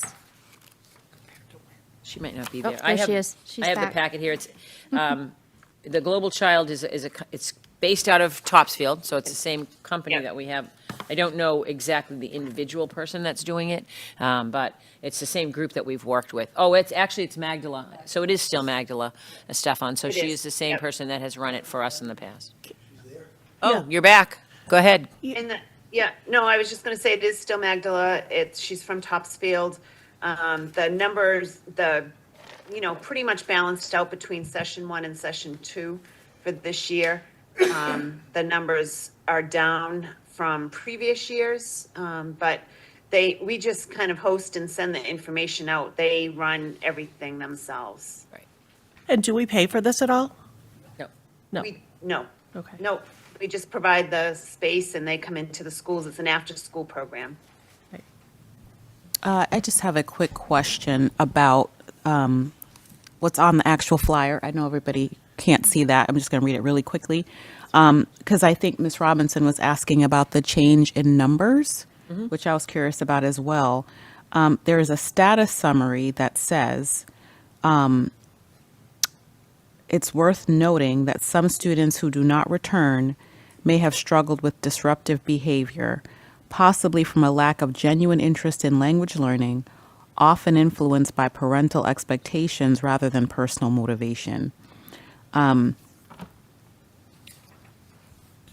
find that sentence seems to need some kind of interrogation. Like, I'm generally curious about that, and what parameters we have for ensuring that the models that we would use in our own classrooms in terms of engaging parents, understanding how to engage students in different ways, is reflected in this? Like, are these our teachers? Are there ways that we supervise how it's going? Because that seems like a pretty dramatic drop, and I don't know how we would know. We provide the space and we provide the flyers, but we don't do any of the supervision. It's not our teachers. Okay. It's an outside program that comes in. Okay. Yeah, can I just add to that? I think Ms. Robinson wants to build on that, but I would just be curious if we could get more information about what might be leading to some fall off there, because it seems like a lost opportunity. Yeah, and what follows in the next paragraph, recognizing the occasional challenges and managing certain behaviors. So, I just think the fact that that's out there, I think it's worth looking into to see, are these students not being asked back, or I can't really tell from the narrative here. We can reach out, but I believe that could be the case, that if they don't have students that are actively engaged, they may not be asked to come back, or that they may have discussions with the parents and they just decide that this isn't the best thing for the students. I think sometimes what she was saying is parents will enroll kids in after-school language lessons, even though it may not be their top choice of things to do. But we can bring those questions to her and get answers. Mayor Cahill. Thank you. Thanks, Madam President. I think I'd like to request that the superintendent and assistant superintendent follow up on this, get us some information. I'm thinking of questions like, did the 126 and 122 students, were those starting numbers? Were those finishing numbers for those 2 semesters? Similar questions for this past year. How many students were asked not to come back from one year to the next? What are some of the, some of the anecdotal information they can share with us? I feel like it's you, our professional educators, that we want to ask to kind of vet them and see whether they should continue on with us. I mean, I think what I'm hearing is, and I'm seeing it and questioning it too, perhaps some time spent to just see how well they are working with our kids, and, maybe they're doing all the right things, and, they can't be expected to serve every child if some of the children aren't really committed to being there, et cetera. But, can we do that? Can we ask our team to spend a little time? And Yeah, then we could report certainly back to follow us? up. Again, this is our role in this process with them is renting them space. I In understand, but we essence, can that's our- choose not to that- rent we them could space choose not if to they do don't- that, and we That's can do my that. question. But I can certainly have more information for you, but that, I just want to be clear, this is a after-school program that folks pay to go to. This is not a Beverly Public Schools program that It's- they enroll in. It's a paid enrichment program that uses space in our buildings, so. Madam President, that's very clear to me. What I think I've heard colleagues say, and I share this concern, is let's make sure that our kids are being treated right and served properly in this program. And if these people are all that, if they're great, sure, let's keep them coming. I'm going to call on myself real quickly. I think that early exposure to languages can help pique the interest of some students, and I don't know what opportunities. I know we just had a wonderful presentation from Erica Pasquarelli about our high school curriculum offering. I know that Duolingo is used to support some of our middle school students and to sort of gamify the opportunity to be exposed to language. And I do wonder if there are opportunities that we could look to for our elementary students that maybe isn't this type of program, but uses elements that are successful in our middle school to get students engaged with exploring different languages, not necessarily having to set to one that maybe doesn't really work out. So I would like, definitely for us to think a little bit about how we can expose students to languages before they have to pick at the middle school as well. So. And I think to follow up on that, the other reason I have some of the concerns, similar to what Mayor Cahill shared, is that I also would hate for this to be a time where they're dissuaded from pursuing future language studies because of some way that they need to learn that perhaps is not possible here or being met. And I think because there are students, there is an implicit sort of endorsement that we offer by providing the space and making them available and advertising. So I think that just ensuring that if there's additional supports needed or other kinds of instructional support that's not happening or any of those things, that we just have more information. Because I think in our traditional classrooms, if we were to hear this as a rationale for half the class not continuing, I think we'd be really concerned. And we would offer support to that teacher, for example. So I'm just curious about what we can find out to perhaps help understand what this retention number means that we're seeing. Thanks. And Ms. Visnick, I think I saw your hand. Thanks. So I'm piling on, I think if we saw this kind of drop in our sports program, for instance, we would be really concerned. And so I worry that, especially based on the words they put in their own little report here, that, this idea that, the parents signed them up, they weren't truly genuinely motivated. I wonder if that's at least in part due to the incredible increase in the number of children in our Y after-school program. So it's my understanding that the Y enrollment has gone up massively, that the ratios there are not necessarily as low as they used to be, and maybe they're at capacity. And so this program, in essence, was, potentially, we could imagine they're getting children who there wasn't room after school in the Y. So this was one day of something that a working parent could do to keep their child at the school. And I also, all right, so that I'm parking that thought, but it might be worth looking into. And the other thing is that if you are a elementary school student and you just sat in school for 6.5 hours, chances are you don't want to sit there and do any more learning. So I wonder if that's part of it too. And so when we vet, to use Mayor Cahill's word, when we think about vetting this organization, we might want to talk about or ask them, quiz them, whatever. Are you in fact prepared for the truth of the matter that a child's not going to sit still for you for another 45 minutes, right? They need to move their bodies, right? And there's all kinds of things that you can do with children to say, okay, I'm not going to make you sit down to try to read, or, I mean, granted, sign language, you probably do need to not be jumping around, but, you know, doing exercise and counting or exercise in the alphabet or whatever is possible. And so that might want to be part of our vetting questions. Are you prepared for the fact that these children have already been mostly sitting all day long? Because if they want and truly need to wiggle, we know they need to wiggle, which is why we have recess up through, you know, certain grades. Then they're, you know, if that's the expectation that you're going to sit still, and in fact the truth is it's time for them to be able to wiggle, then maybe that's part of the problem why some of them weren't invited back. Or it's misinterpreted as, oh, I'm not motivated to be here and learn another language. It's that might not be it at all. It might just be time that they need to wiggle. Okay. Oh, Mayor Cahill. Yeah, thanks, Madam President. Last thing, I just want to say to Dr. Trochek and Dr. Flaherty, I like that there is foreign language being offered. I think I'm sure I'm not alone here amongst us who wish we were teaching it in kindergarten on, and so I appreciate the rationale for them being here. And I just want to make sure that you folks know I don't think any of us are trying to pile on. We just knowing that you're our leaders and you're our experts. So we'd love to have you be able to share back with us a little bit on whether this. You know, whether this organization is doing things the way we want them to, the way we'd hope they do. Thanks. All right. That's it. Okay. Thank you so much. And that is all I have. Thank you. Okay.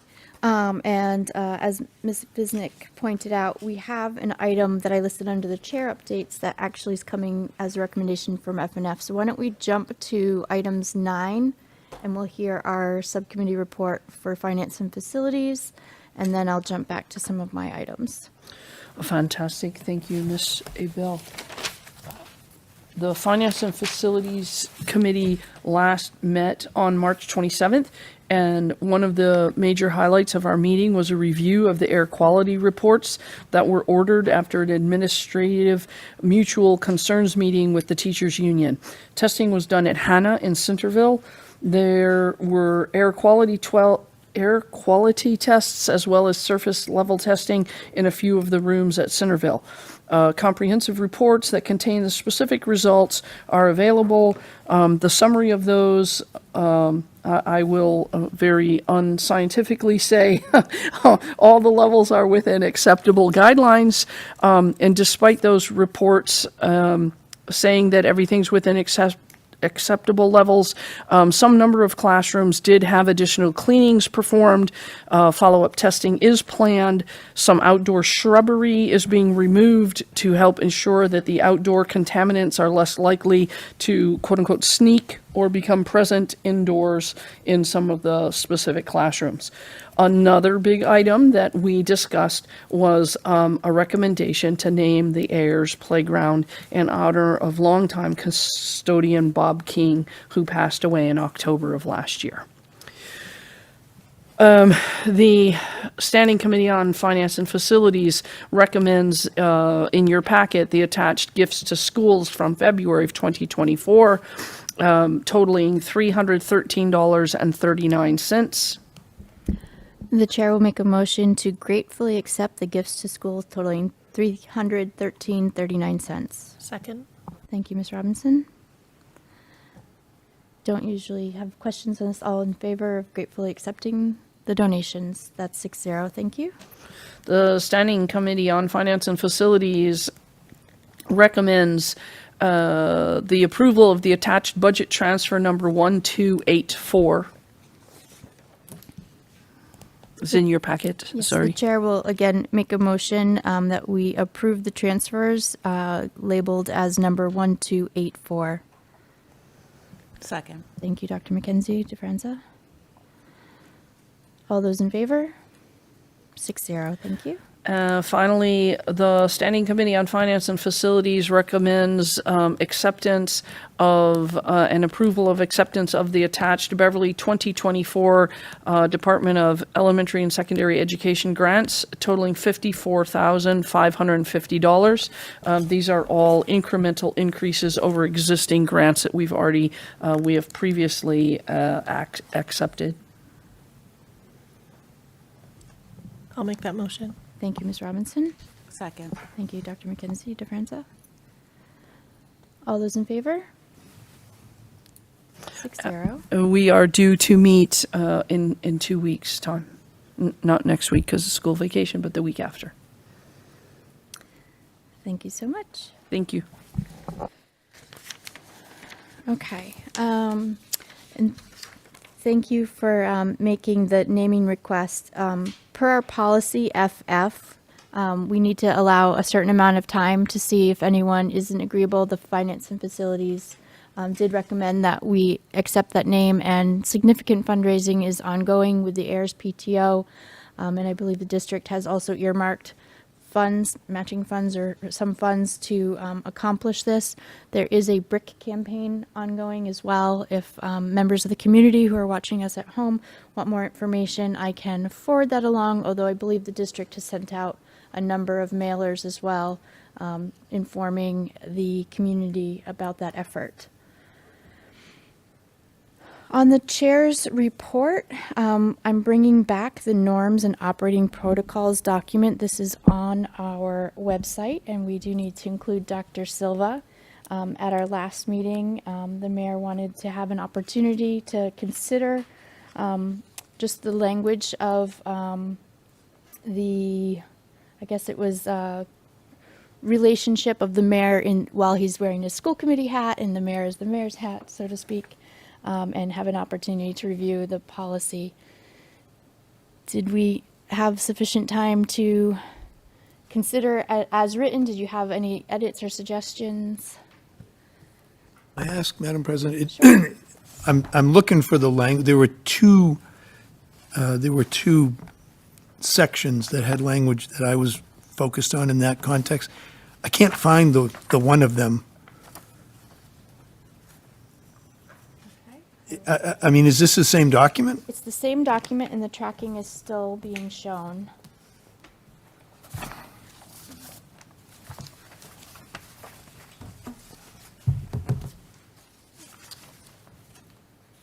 When I printed, it was a PDF, and so the tracking is shown. Right.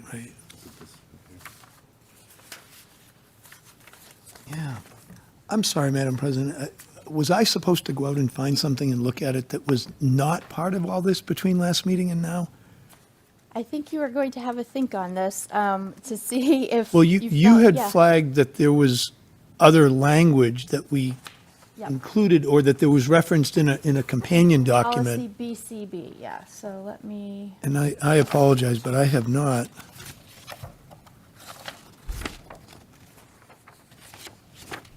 BCB is the ethics. is the ethics.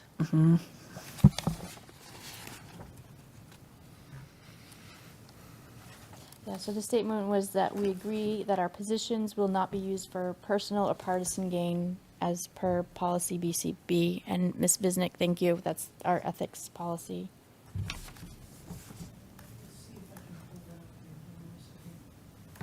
Oh, I think it was the paragraph just above that, Mayor, that recognized that the authority rests only with the majority decision of the committee and makes no independent commitments or take any independent action that may compromise the committee as a whole. Right, and just above that, uphold and support the decisions of the majority. So, yeah, I mean, and you had suggested at last meeting that we sorted this a few years ago, and there was other language that Yeah, I don't have that. mitigated against it for the person in my role, in my seat. I disagree. I don't believe that there is language. I think that we talked it out. I believe that you asserted, and we all, like, as opposed to agreeing to disagree, we all agreed to agree that you wear an additional hat compared to the rest of us. And sometimes in that role, you quote unquote have to do other things. And so although our school committee can vote to do something, and let's say we vote, then, one of these things says we all need to, for lack of a better word or term, toe that line. Now, I still always have my First Amendment rights to say, guess what? I didn't vote for that. I disagree with that, but it is the school committee's position that blah, right? You too always have your First Amendment right, and you have your responsibility as mayor. And so I think we've broached this in times before when the school committee has wanted to submit a budget for more money, and you've said very clearly with your mayor hat on, the city can't afford that. Okay, so there's a perfect example, and that's probably the most common example. Hopefully there won't ever be another example. But that is just kind of where we're at, and I don't know that we're ever going to find any language in this document that's going to fix that for any combination of people on this committee, where one will always be the mayor. Just trying to do a quick search on the policy, because I think we did make a reference to the home school or home rule charter and the mayor's authority. I don't know if I can do that quickly.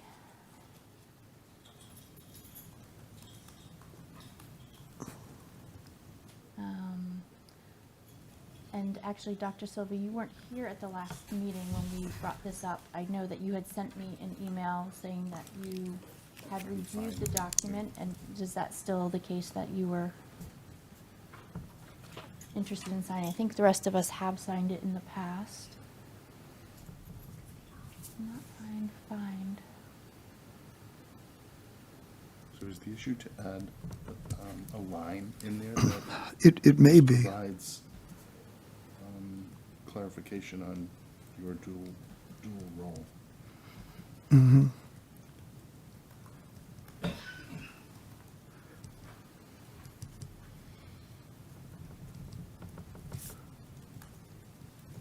Madam President, I might propose that we push this another 2 weeks till our next meeting with some very clear action items. Yeah.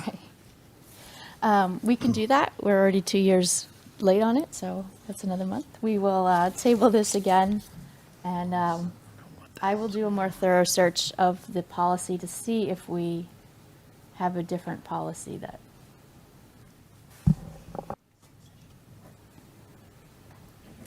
Okay, let's move along. The MASC packet was mailed to our home addresses, so long as we have the address and file. You all should have received, it's kind of like a magazine-sized packet that was taped closed because there's a lot of forms inside. I just wanted to call attention to that. This is the time of year where MASC is taking nominations for different positions in their organization. They're also looking for districts that want to be involved in advocacy. I know that this body has talked about that, and even in our retreat, talked a little bit about some of the advocacy that we might want to do around MCAS or other topics that concern the students and educators in our district. So if there are people that are interested in the next couple of weeks, if you could look at the packet, look at some of the ways in which the MASC organization helps us formulate different plans for advocacy. Those seem to be something we're interested in doing, so take a look. And then also of note is the conference registration. They have an annual conference the first week of November. It is in the same conference center. Is it technically Hyannis? I'm trying to remember the actual town. It's Hyannis. So that at least save the date. It might be a little premature to register. They do offer an early bird registration discount. But if everyone would take a moment to review those materials, if you don't have them, I can refer you to an electronic copy. But I know that that's something that we've discussed. I, at this time, don't know if I'm going to be able to go this year, and so I know Ms. Visnick served as our representative to the advocacy to look at the resolution, is it the resolutions committee? And so we definitely would be looking for a volunteer to represent us at that meeting. It's the first week of November. I intended to put the packet. Yeah, it's Wednesday, Thursday, Friday, and actually Saturday this year is returned. Last year they skipped it because it was Veterans Day. But Saturday is generally a lot of the youth leadership, so they can't miss school necessarily, but they have the youth, the student reps come and do some work with school committee members. Okay, that was the point I wanted to make, just calling to attention your mailbox. And Mayor, I think you're always welcome to join in any of the MASC events. Last year was really engaging. I think that Ms. Visnick and I really enjoyed the sessions that we attended. They were quite meaningful. They even had a track basically on green energy and net zero and zero net. I guess those are two different things, right? So there was a lot to learn about grants and opportunities available for school districts that, you know, our elementary schools need roofs and perhaps other equipment. You know, there's all kinds of things to learn there, but I think most importantly, we get to sit alongside our colleagues in neighboring and comparable districts and sort of learn from each other. So, highly recommend it. Now for our policy work.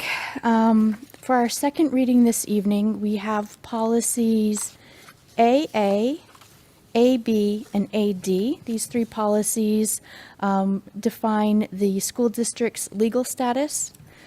They talk about the people and their school district and restate our mission statement.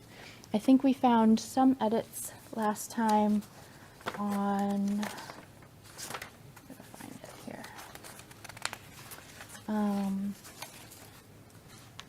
AB, yes. And we wanted to switch the word citizens to residents potentially. Mayor Cahill wanted to double check if because there's an election required, it had to be citizens. Local citizens' expectations. I think it is supposed to be residents. This, because the sentence was. If I could, Madam? Yes, go ahead. If I could, it seemed in that policy that there were some references that needed to stay citizen because they referred to elected and you have to be a citizen to run. But then in other instances, the reference could be to resident. That's what I was asking, is if somebody could go through that and see where and you know, where it's appropriate and acceptable to change it to resident, to be more inclusive, and where it needs to stay citizen. Right, and I see Ms. Visnick had initial recommendations that we strike the piece, the number 3 section where it unnecessarily, is that accurate? That's what I have noted here. From the since it believes that, so end the sentence after the word authority. Right. Yes. Okay. And to the mayor's point, I believe there's only one instance of the word citizen that needs to remain citizen. And it's in the sentence, quote, when citizens elect delegates to represent them in the conduct of public education, blah, blah, blah. All the other ones, I believe, can be changed and should be changed to residents. Right, that is the only sentence that talks about voting. And it is true that you must be a citizen to vote, but all the other spots, I believe we want the document to say residents. Okay, so on policy AB, we will change the references to citizens to residents, except where it says when citizens elect delegates. And then a motion to strike the since it believes until the end of 3. Is that? Can you say again what you're going to do in the in item 3. Sure. You had identified after the word authority in the so in the last sentence, so the school committee will not relinquish any of this authority, period. Yes, And then the rest of that was unnecessary. perfect. And so I'm counting 1, 2, 3 words, citizens, that would be changed to residents. I think there's a fourth.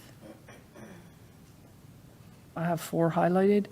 Sentence 1, sentence 2, sentence 3 remains. Item number 1 has 2 instances of the word citizen. I tried to save paper printed so small. I'm missing one of them. I see the one in the second line. Here we go. A picture is worth 1,000 words. Here's my highlighting.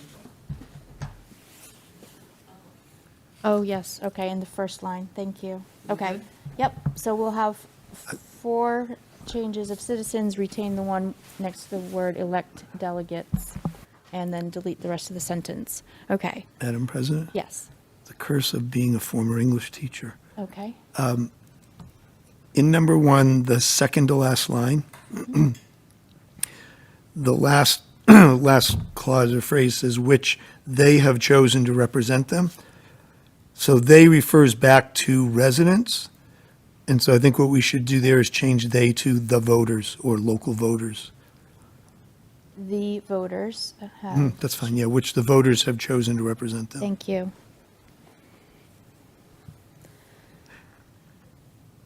With those amendments, do I have a motion? I'll make that motion. Thank you, Ms. Robinson. Second. Thank you, Dr. McKenzie. DeFranza. Any more discussion? We're voting on editing AB, policy AB. All those in favor? With the edits. Thank you, 6-0. On AA, my notes were that we didn't have any changes, but we did have an invitation to join the 400th birthday committee in commemorative year.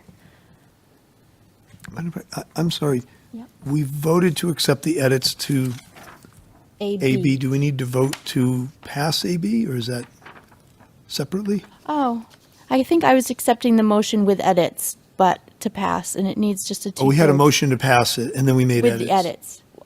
We didn't have an initial motion. I think we started talking about the edits before I called for the motion. Do you want me to make one just to be sure? Or are you wishing that we take the 3 of them together? Well, I think the other 2 are not going to be edited. I think they're just marked as reviewed. So I don't think we're making a vote to change the others, but maybe Got I'm it. wrong. Got it. This was the only one that I had notes that we were going to sort of look into. And then the other 2, I think we were just going to have a think, but, so I think we talked about the edits. I asked for a motion to include those edits, and I had a motion from Ms. Robinson with a second from Dr. Mackenzie DeFranza. So I think, and we needed a 2/3 vote, and all 6 of us voted in favor. So I believe, So we all are understanding that we voted to pass the policy. did we not have that understanding?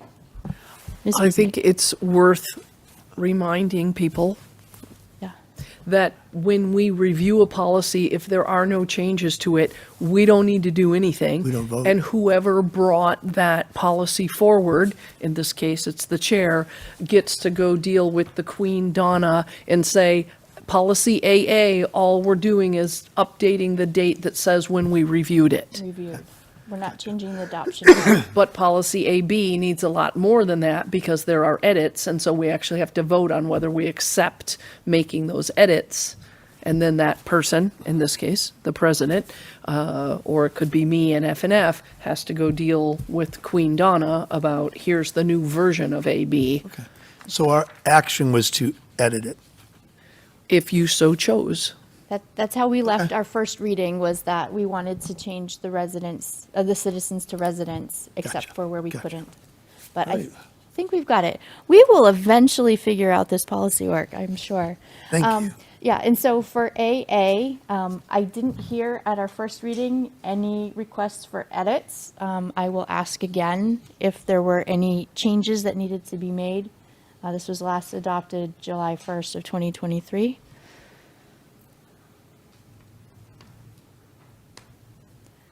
Hearing none, we will mark this reviewed as of April 10th. And we can revisit it at any time if anyone should wish. Let the chair know. We'll put it on an agenda for review.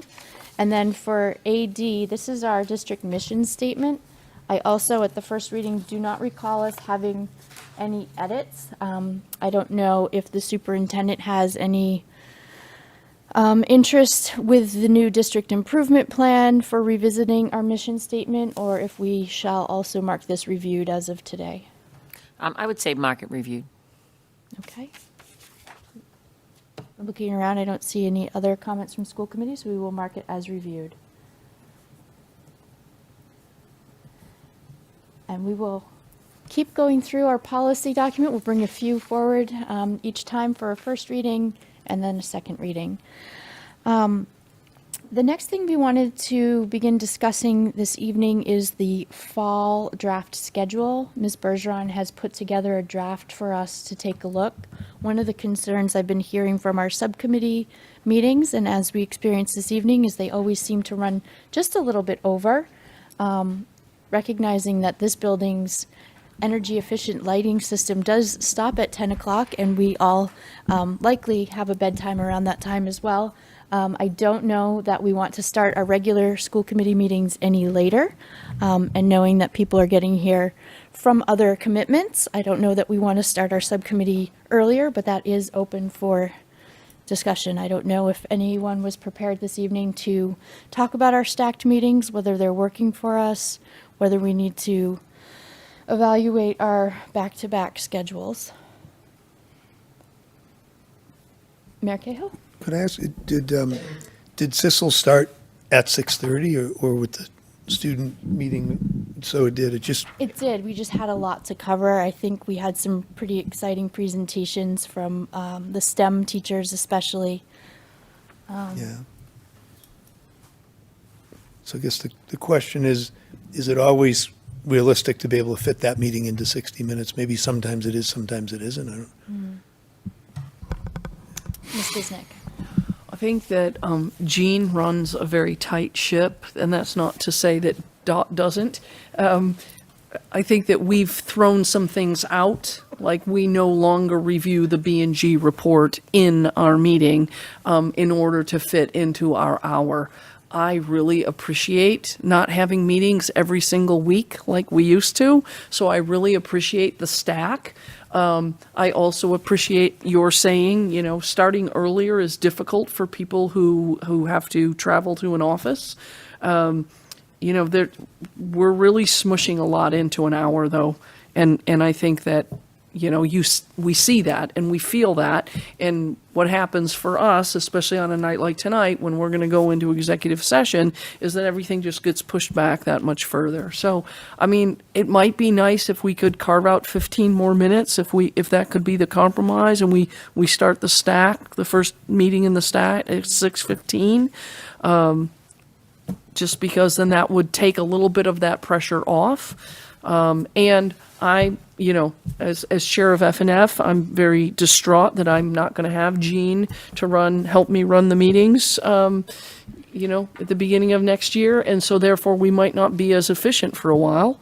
I think FNF could use 15 more minutes until we get a real well-oiled machine again, for sure. Okay, I see Dr. Mackenzie DeFranza. Yeah, I think CISL is particularly interesting because we also had a 6 p.m. student advisory meeting. So we could not have necessarily moved it up sooner. So that might have a different kind of challenge because we're actually stacking 3 things in one evening. So what we could do, I would just say for the current moment, is to just see where we can review the meeting in advance and perhaps give some kind of parameters for the length of the individual department presentations. But in our case, because we're often having 3 meetings where students are engaging, and we want to be mindful of the students as well, that it may be, at this point, a little easier to navigate how we can make our meeting better fit into that hour. But it is a challenge when there are all these different exciting things and different people preparing for one meeting. I want to bring some feedback that the Student Advisory Committee often is challenged to get some of the student reps here. Tonight, there was conflicts with sports that don't end until later. And also, we are asking our student rep to arrive at 6 and then not be on again until 7:30. So for an hour and a half, I'm sure she's highly productive out in the cafeteria, sitting at the table, getting her schoolwork addressed and whatever else she needs to do before her report. But I do wonder if the Student Advisory Council, it does serve a really important role, but how we might fit that in a more accommodating way so that we have more student participation and it's not an inconvenience. What is the cadence at which we usually meet with that entity? That group from the high school generally joins us in the even months, so starting in October, December, February, and April. I don't know if we want to reconsider that 6 o'clock meeting.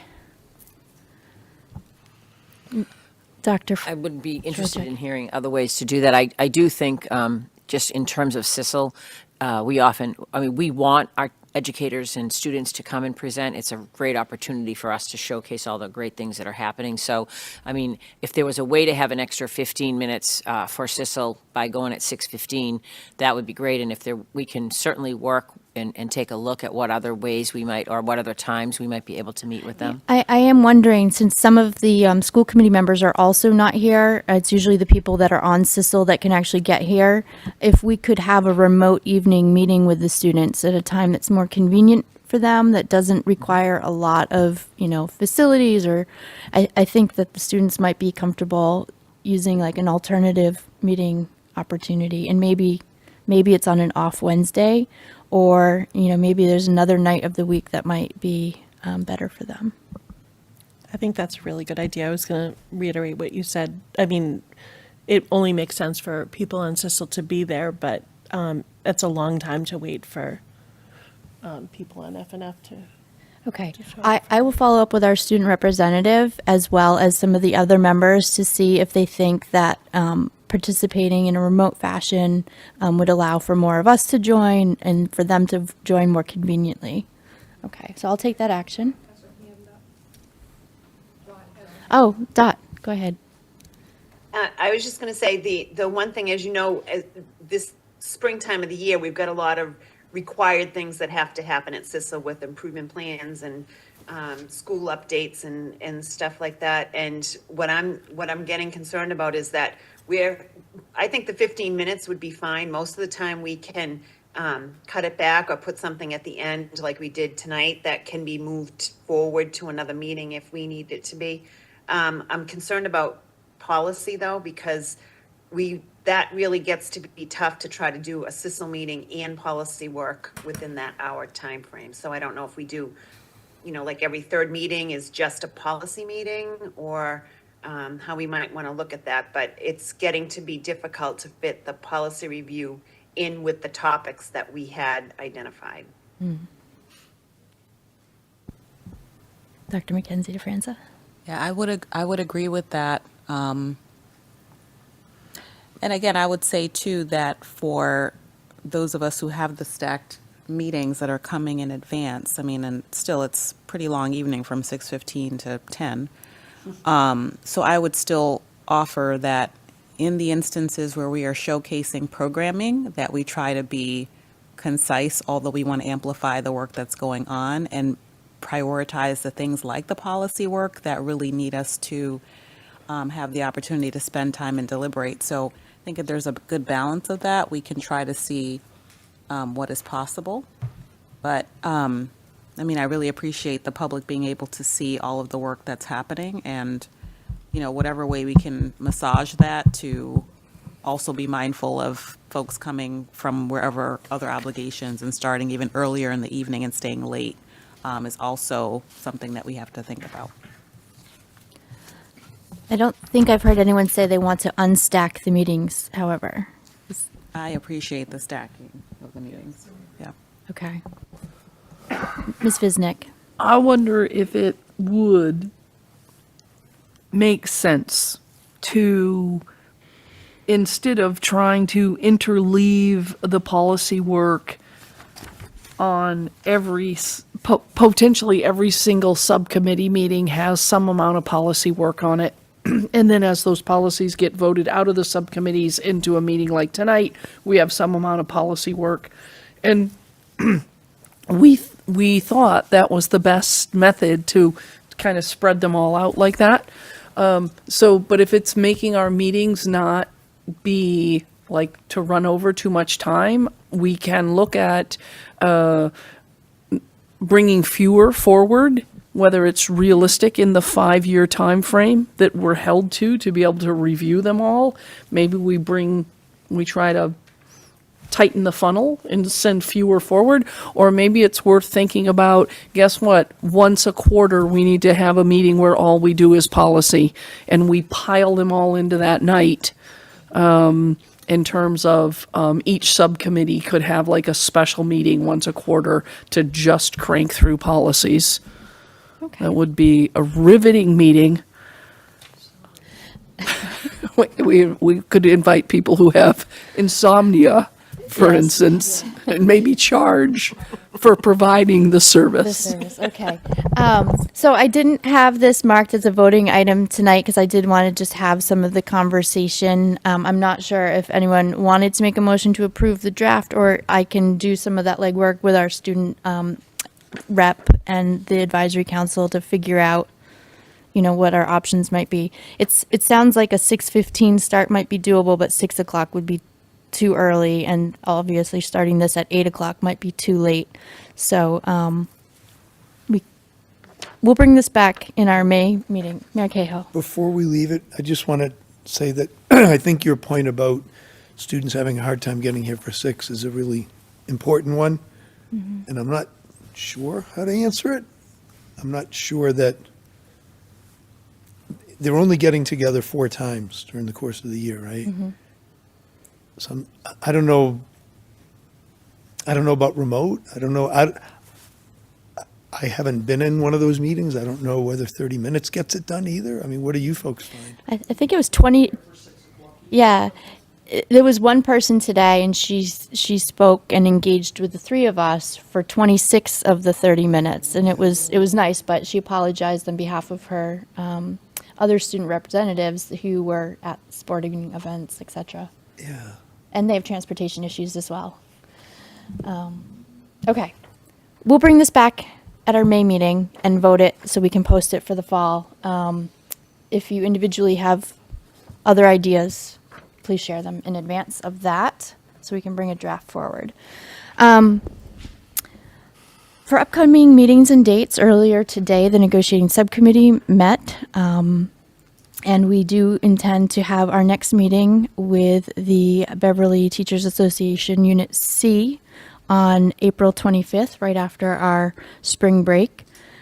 We will be meeting back here on April 24th, Wednesday, for F&F at 6:30 and Committee of the Whole at 7:30. And as Dr. Trocheck mentioned, we will have Mr. Ailes joining us. At that meeting, we will be discussing the budget in greater detail, because on May 8th, we will have our budget hearing.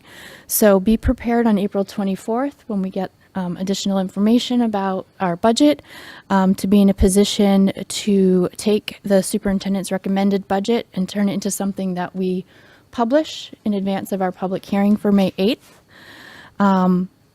Generally, we don't vote on the final budget to send to the mayor on the same evening as the public hearing, but I will put it on the agenda as an option in case we don't have people come to the podium and we are feeling more confident. But we could also schedule a brief follow-up meeting with proper notice to vote that item so that the mayor has it to bring forward to City Council in a timely way for the rest of the budget timeline. We will also be having our CISL and regular school committee meeting on May 8th. Okay. Now, if we could relatively quickly review some of the points from our curriculum instruction and student life meeting that we just had this evening. I know a few of them have come up in the conversation, but Dr. Mackenzie DeFranza, just if you could report out, I'd appreciate it.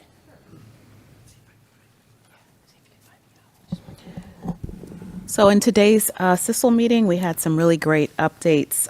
3 major ones I'm going to share.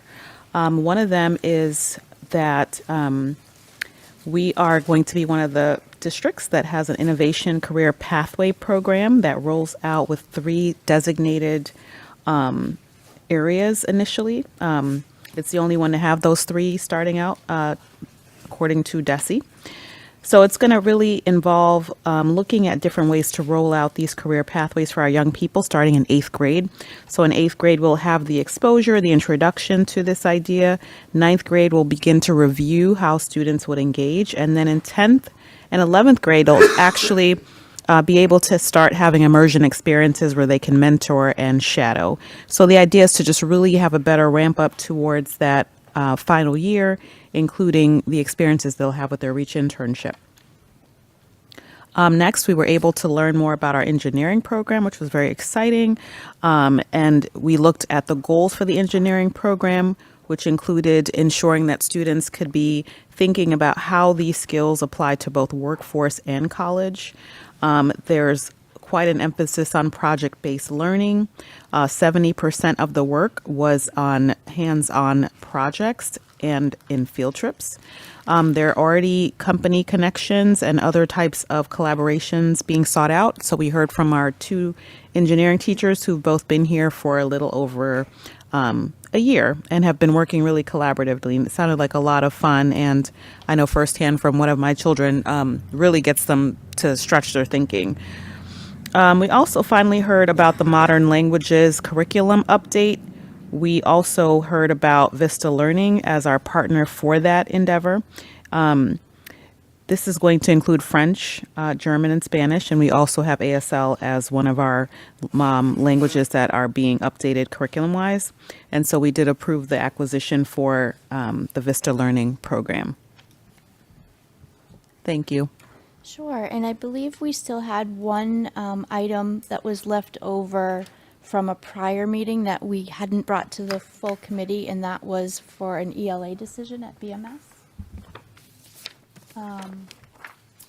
In essence, at the school committee, or the curriculum instruction student life committee meeting back in February, I believe. Was it February or March? Just in March. It was just in March, okay. We were presented with the final choice. And maybe, Dr. Flaherty, you can explain it a little bit better. I just have the name of it here. Yes, we had a presentation. It was supported by CISL to move forward with a program called Reading Reconsidered. And what it is more of a novel-based approach, but in a structured way so that they have a consistent learning platform with a lot of background knowledge to provide students with time frame and history. And we would be doing that in grades 6 through 8, but then also continuing the writing platform that has been introduced with Wit and Wisdom so that students are continuing to build on the same platform as it moves forward. They piloted 2 programs, EL, which is a full kind of program like we did with Wit and Wisdom. It has all of the bells and whistles and gives you lesson plans, and you kind of follow through in that way. Whereas this is a less structured program because they're reading, but we like the fact that they were reading more novels. They'll be reading 4 to 5 novels in a year. And there was a reading span. It also is a partner with Teach Like a Champion, which has a lot of student engagement strategies. And every teacher will be getting that book and professional development along with it that will last throughout the year. Thank you. And so this is a considered purchase that was recommended by the Curriculum Instruction and Student Life, and generally the regular school committee will also make a motion to approve and vote it through. All right, thank you. So with that being said, and thank you for explaining that, Dr. Flaherty. So we want to make a motion to approve the acquisition of Reading Reconsidered. I'll make that motion. Second, Thank you, Ms. Bisnick. I have a question. Yes. Can we speak to, when we approve changes to our curriculum, how they're being funded? Like, is that already a line item in our budget? Yes, sir. That, yeah, it's being done by ESSA right now. And if you take a look walk into my office next time you're in there, you'll see that everything we funded through ESSA is on the board so that we can kind of put together a jigsaw puzzle so that all of the most expensive items don't come due on the same year so that we can make sure that it's sustainable. Okay, thank you. So similarly, the language program that we discussed tonight at CISL will be on a future meeting because there was a cost for a 6-year license of $98,000. So Also on ESSER. also on ESSER, getting it in under the wire. Okay. Are there any additional questions or comments? All those in favor? 6-0. Thank you. Sure. In terms, your next meeting will be on May 8th? May 8th. Okay. May 8th, next meeting. Okay. I think I already mentioned the dates for our negotiation subcommittee. We met earlier today. We'll meet again on the 25th of April. We also have some tentative dates in May into June for those negotiation meetings.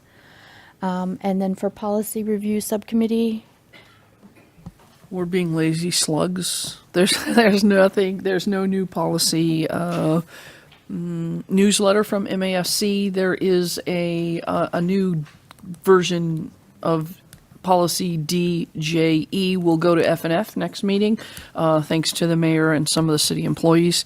But other than that, the policy committee is kind of on hold. okay. We're just looking at the time. Were there any communications from school committee members that needed to be brought to the table? Generally, we refer them to our leadership team if there's an item that needs to be addressed. Ms. Robinson. I did receive a couple of emails in support of our teachers and their negotiations. And Thanks. thank you.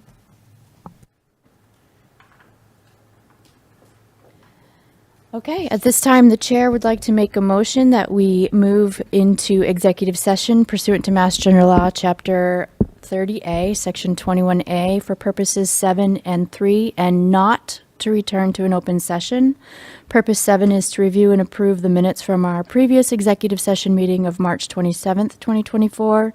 And Purpose 3 is to discuss strategy with respect to and in preparation for collective bargaining with the BTA and the AFSCME units because an open discussion may have a detrimental effect on the bargaining position of the committee, and again, not to return to open session. Second. I heard Mayor Cahill first, just because I was I'm gonna looking be that crushed direction, and that I'm that's the not in way the my meeting ears minutes for were. that. This does require a roll call vote, and Mayor Cahill, if you could Yep. start. Yes. Thank you. And Ms. Coelho is absent. Next on my list, Dr. Mackenzie DeFranza. Yes. Ms. Robinson, Yes. Dr. Silva, Yes. Lorinda Visnick, Yes. and Rachel Abel, yes. By a vote of 6-0, the time is 9:03 p.m. We thank BevCam, as always, for making this recording and broadcasting us as well. We appreciate you, and have a good evening. Thank you. We'll just take a moment to clear the room.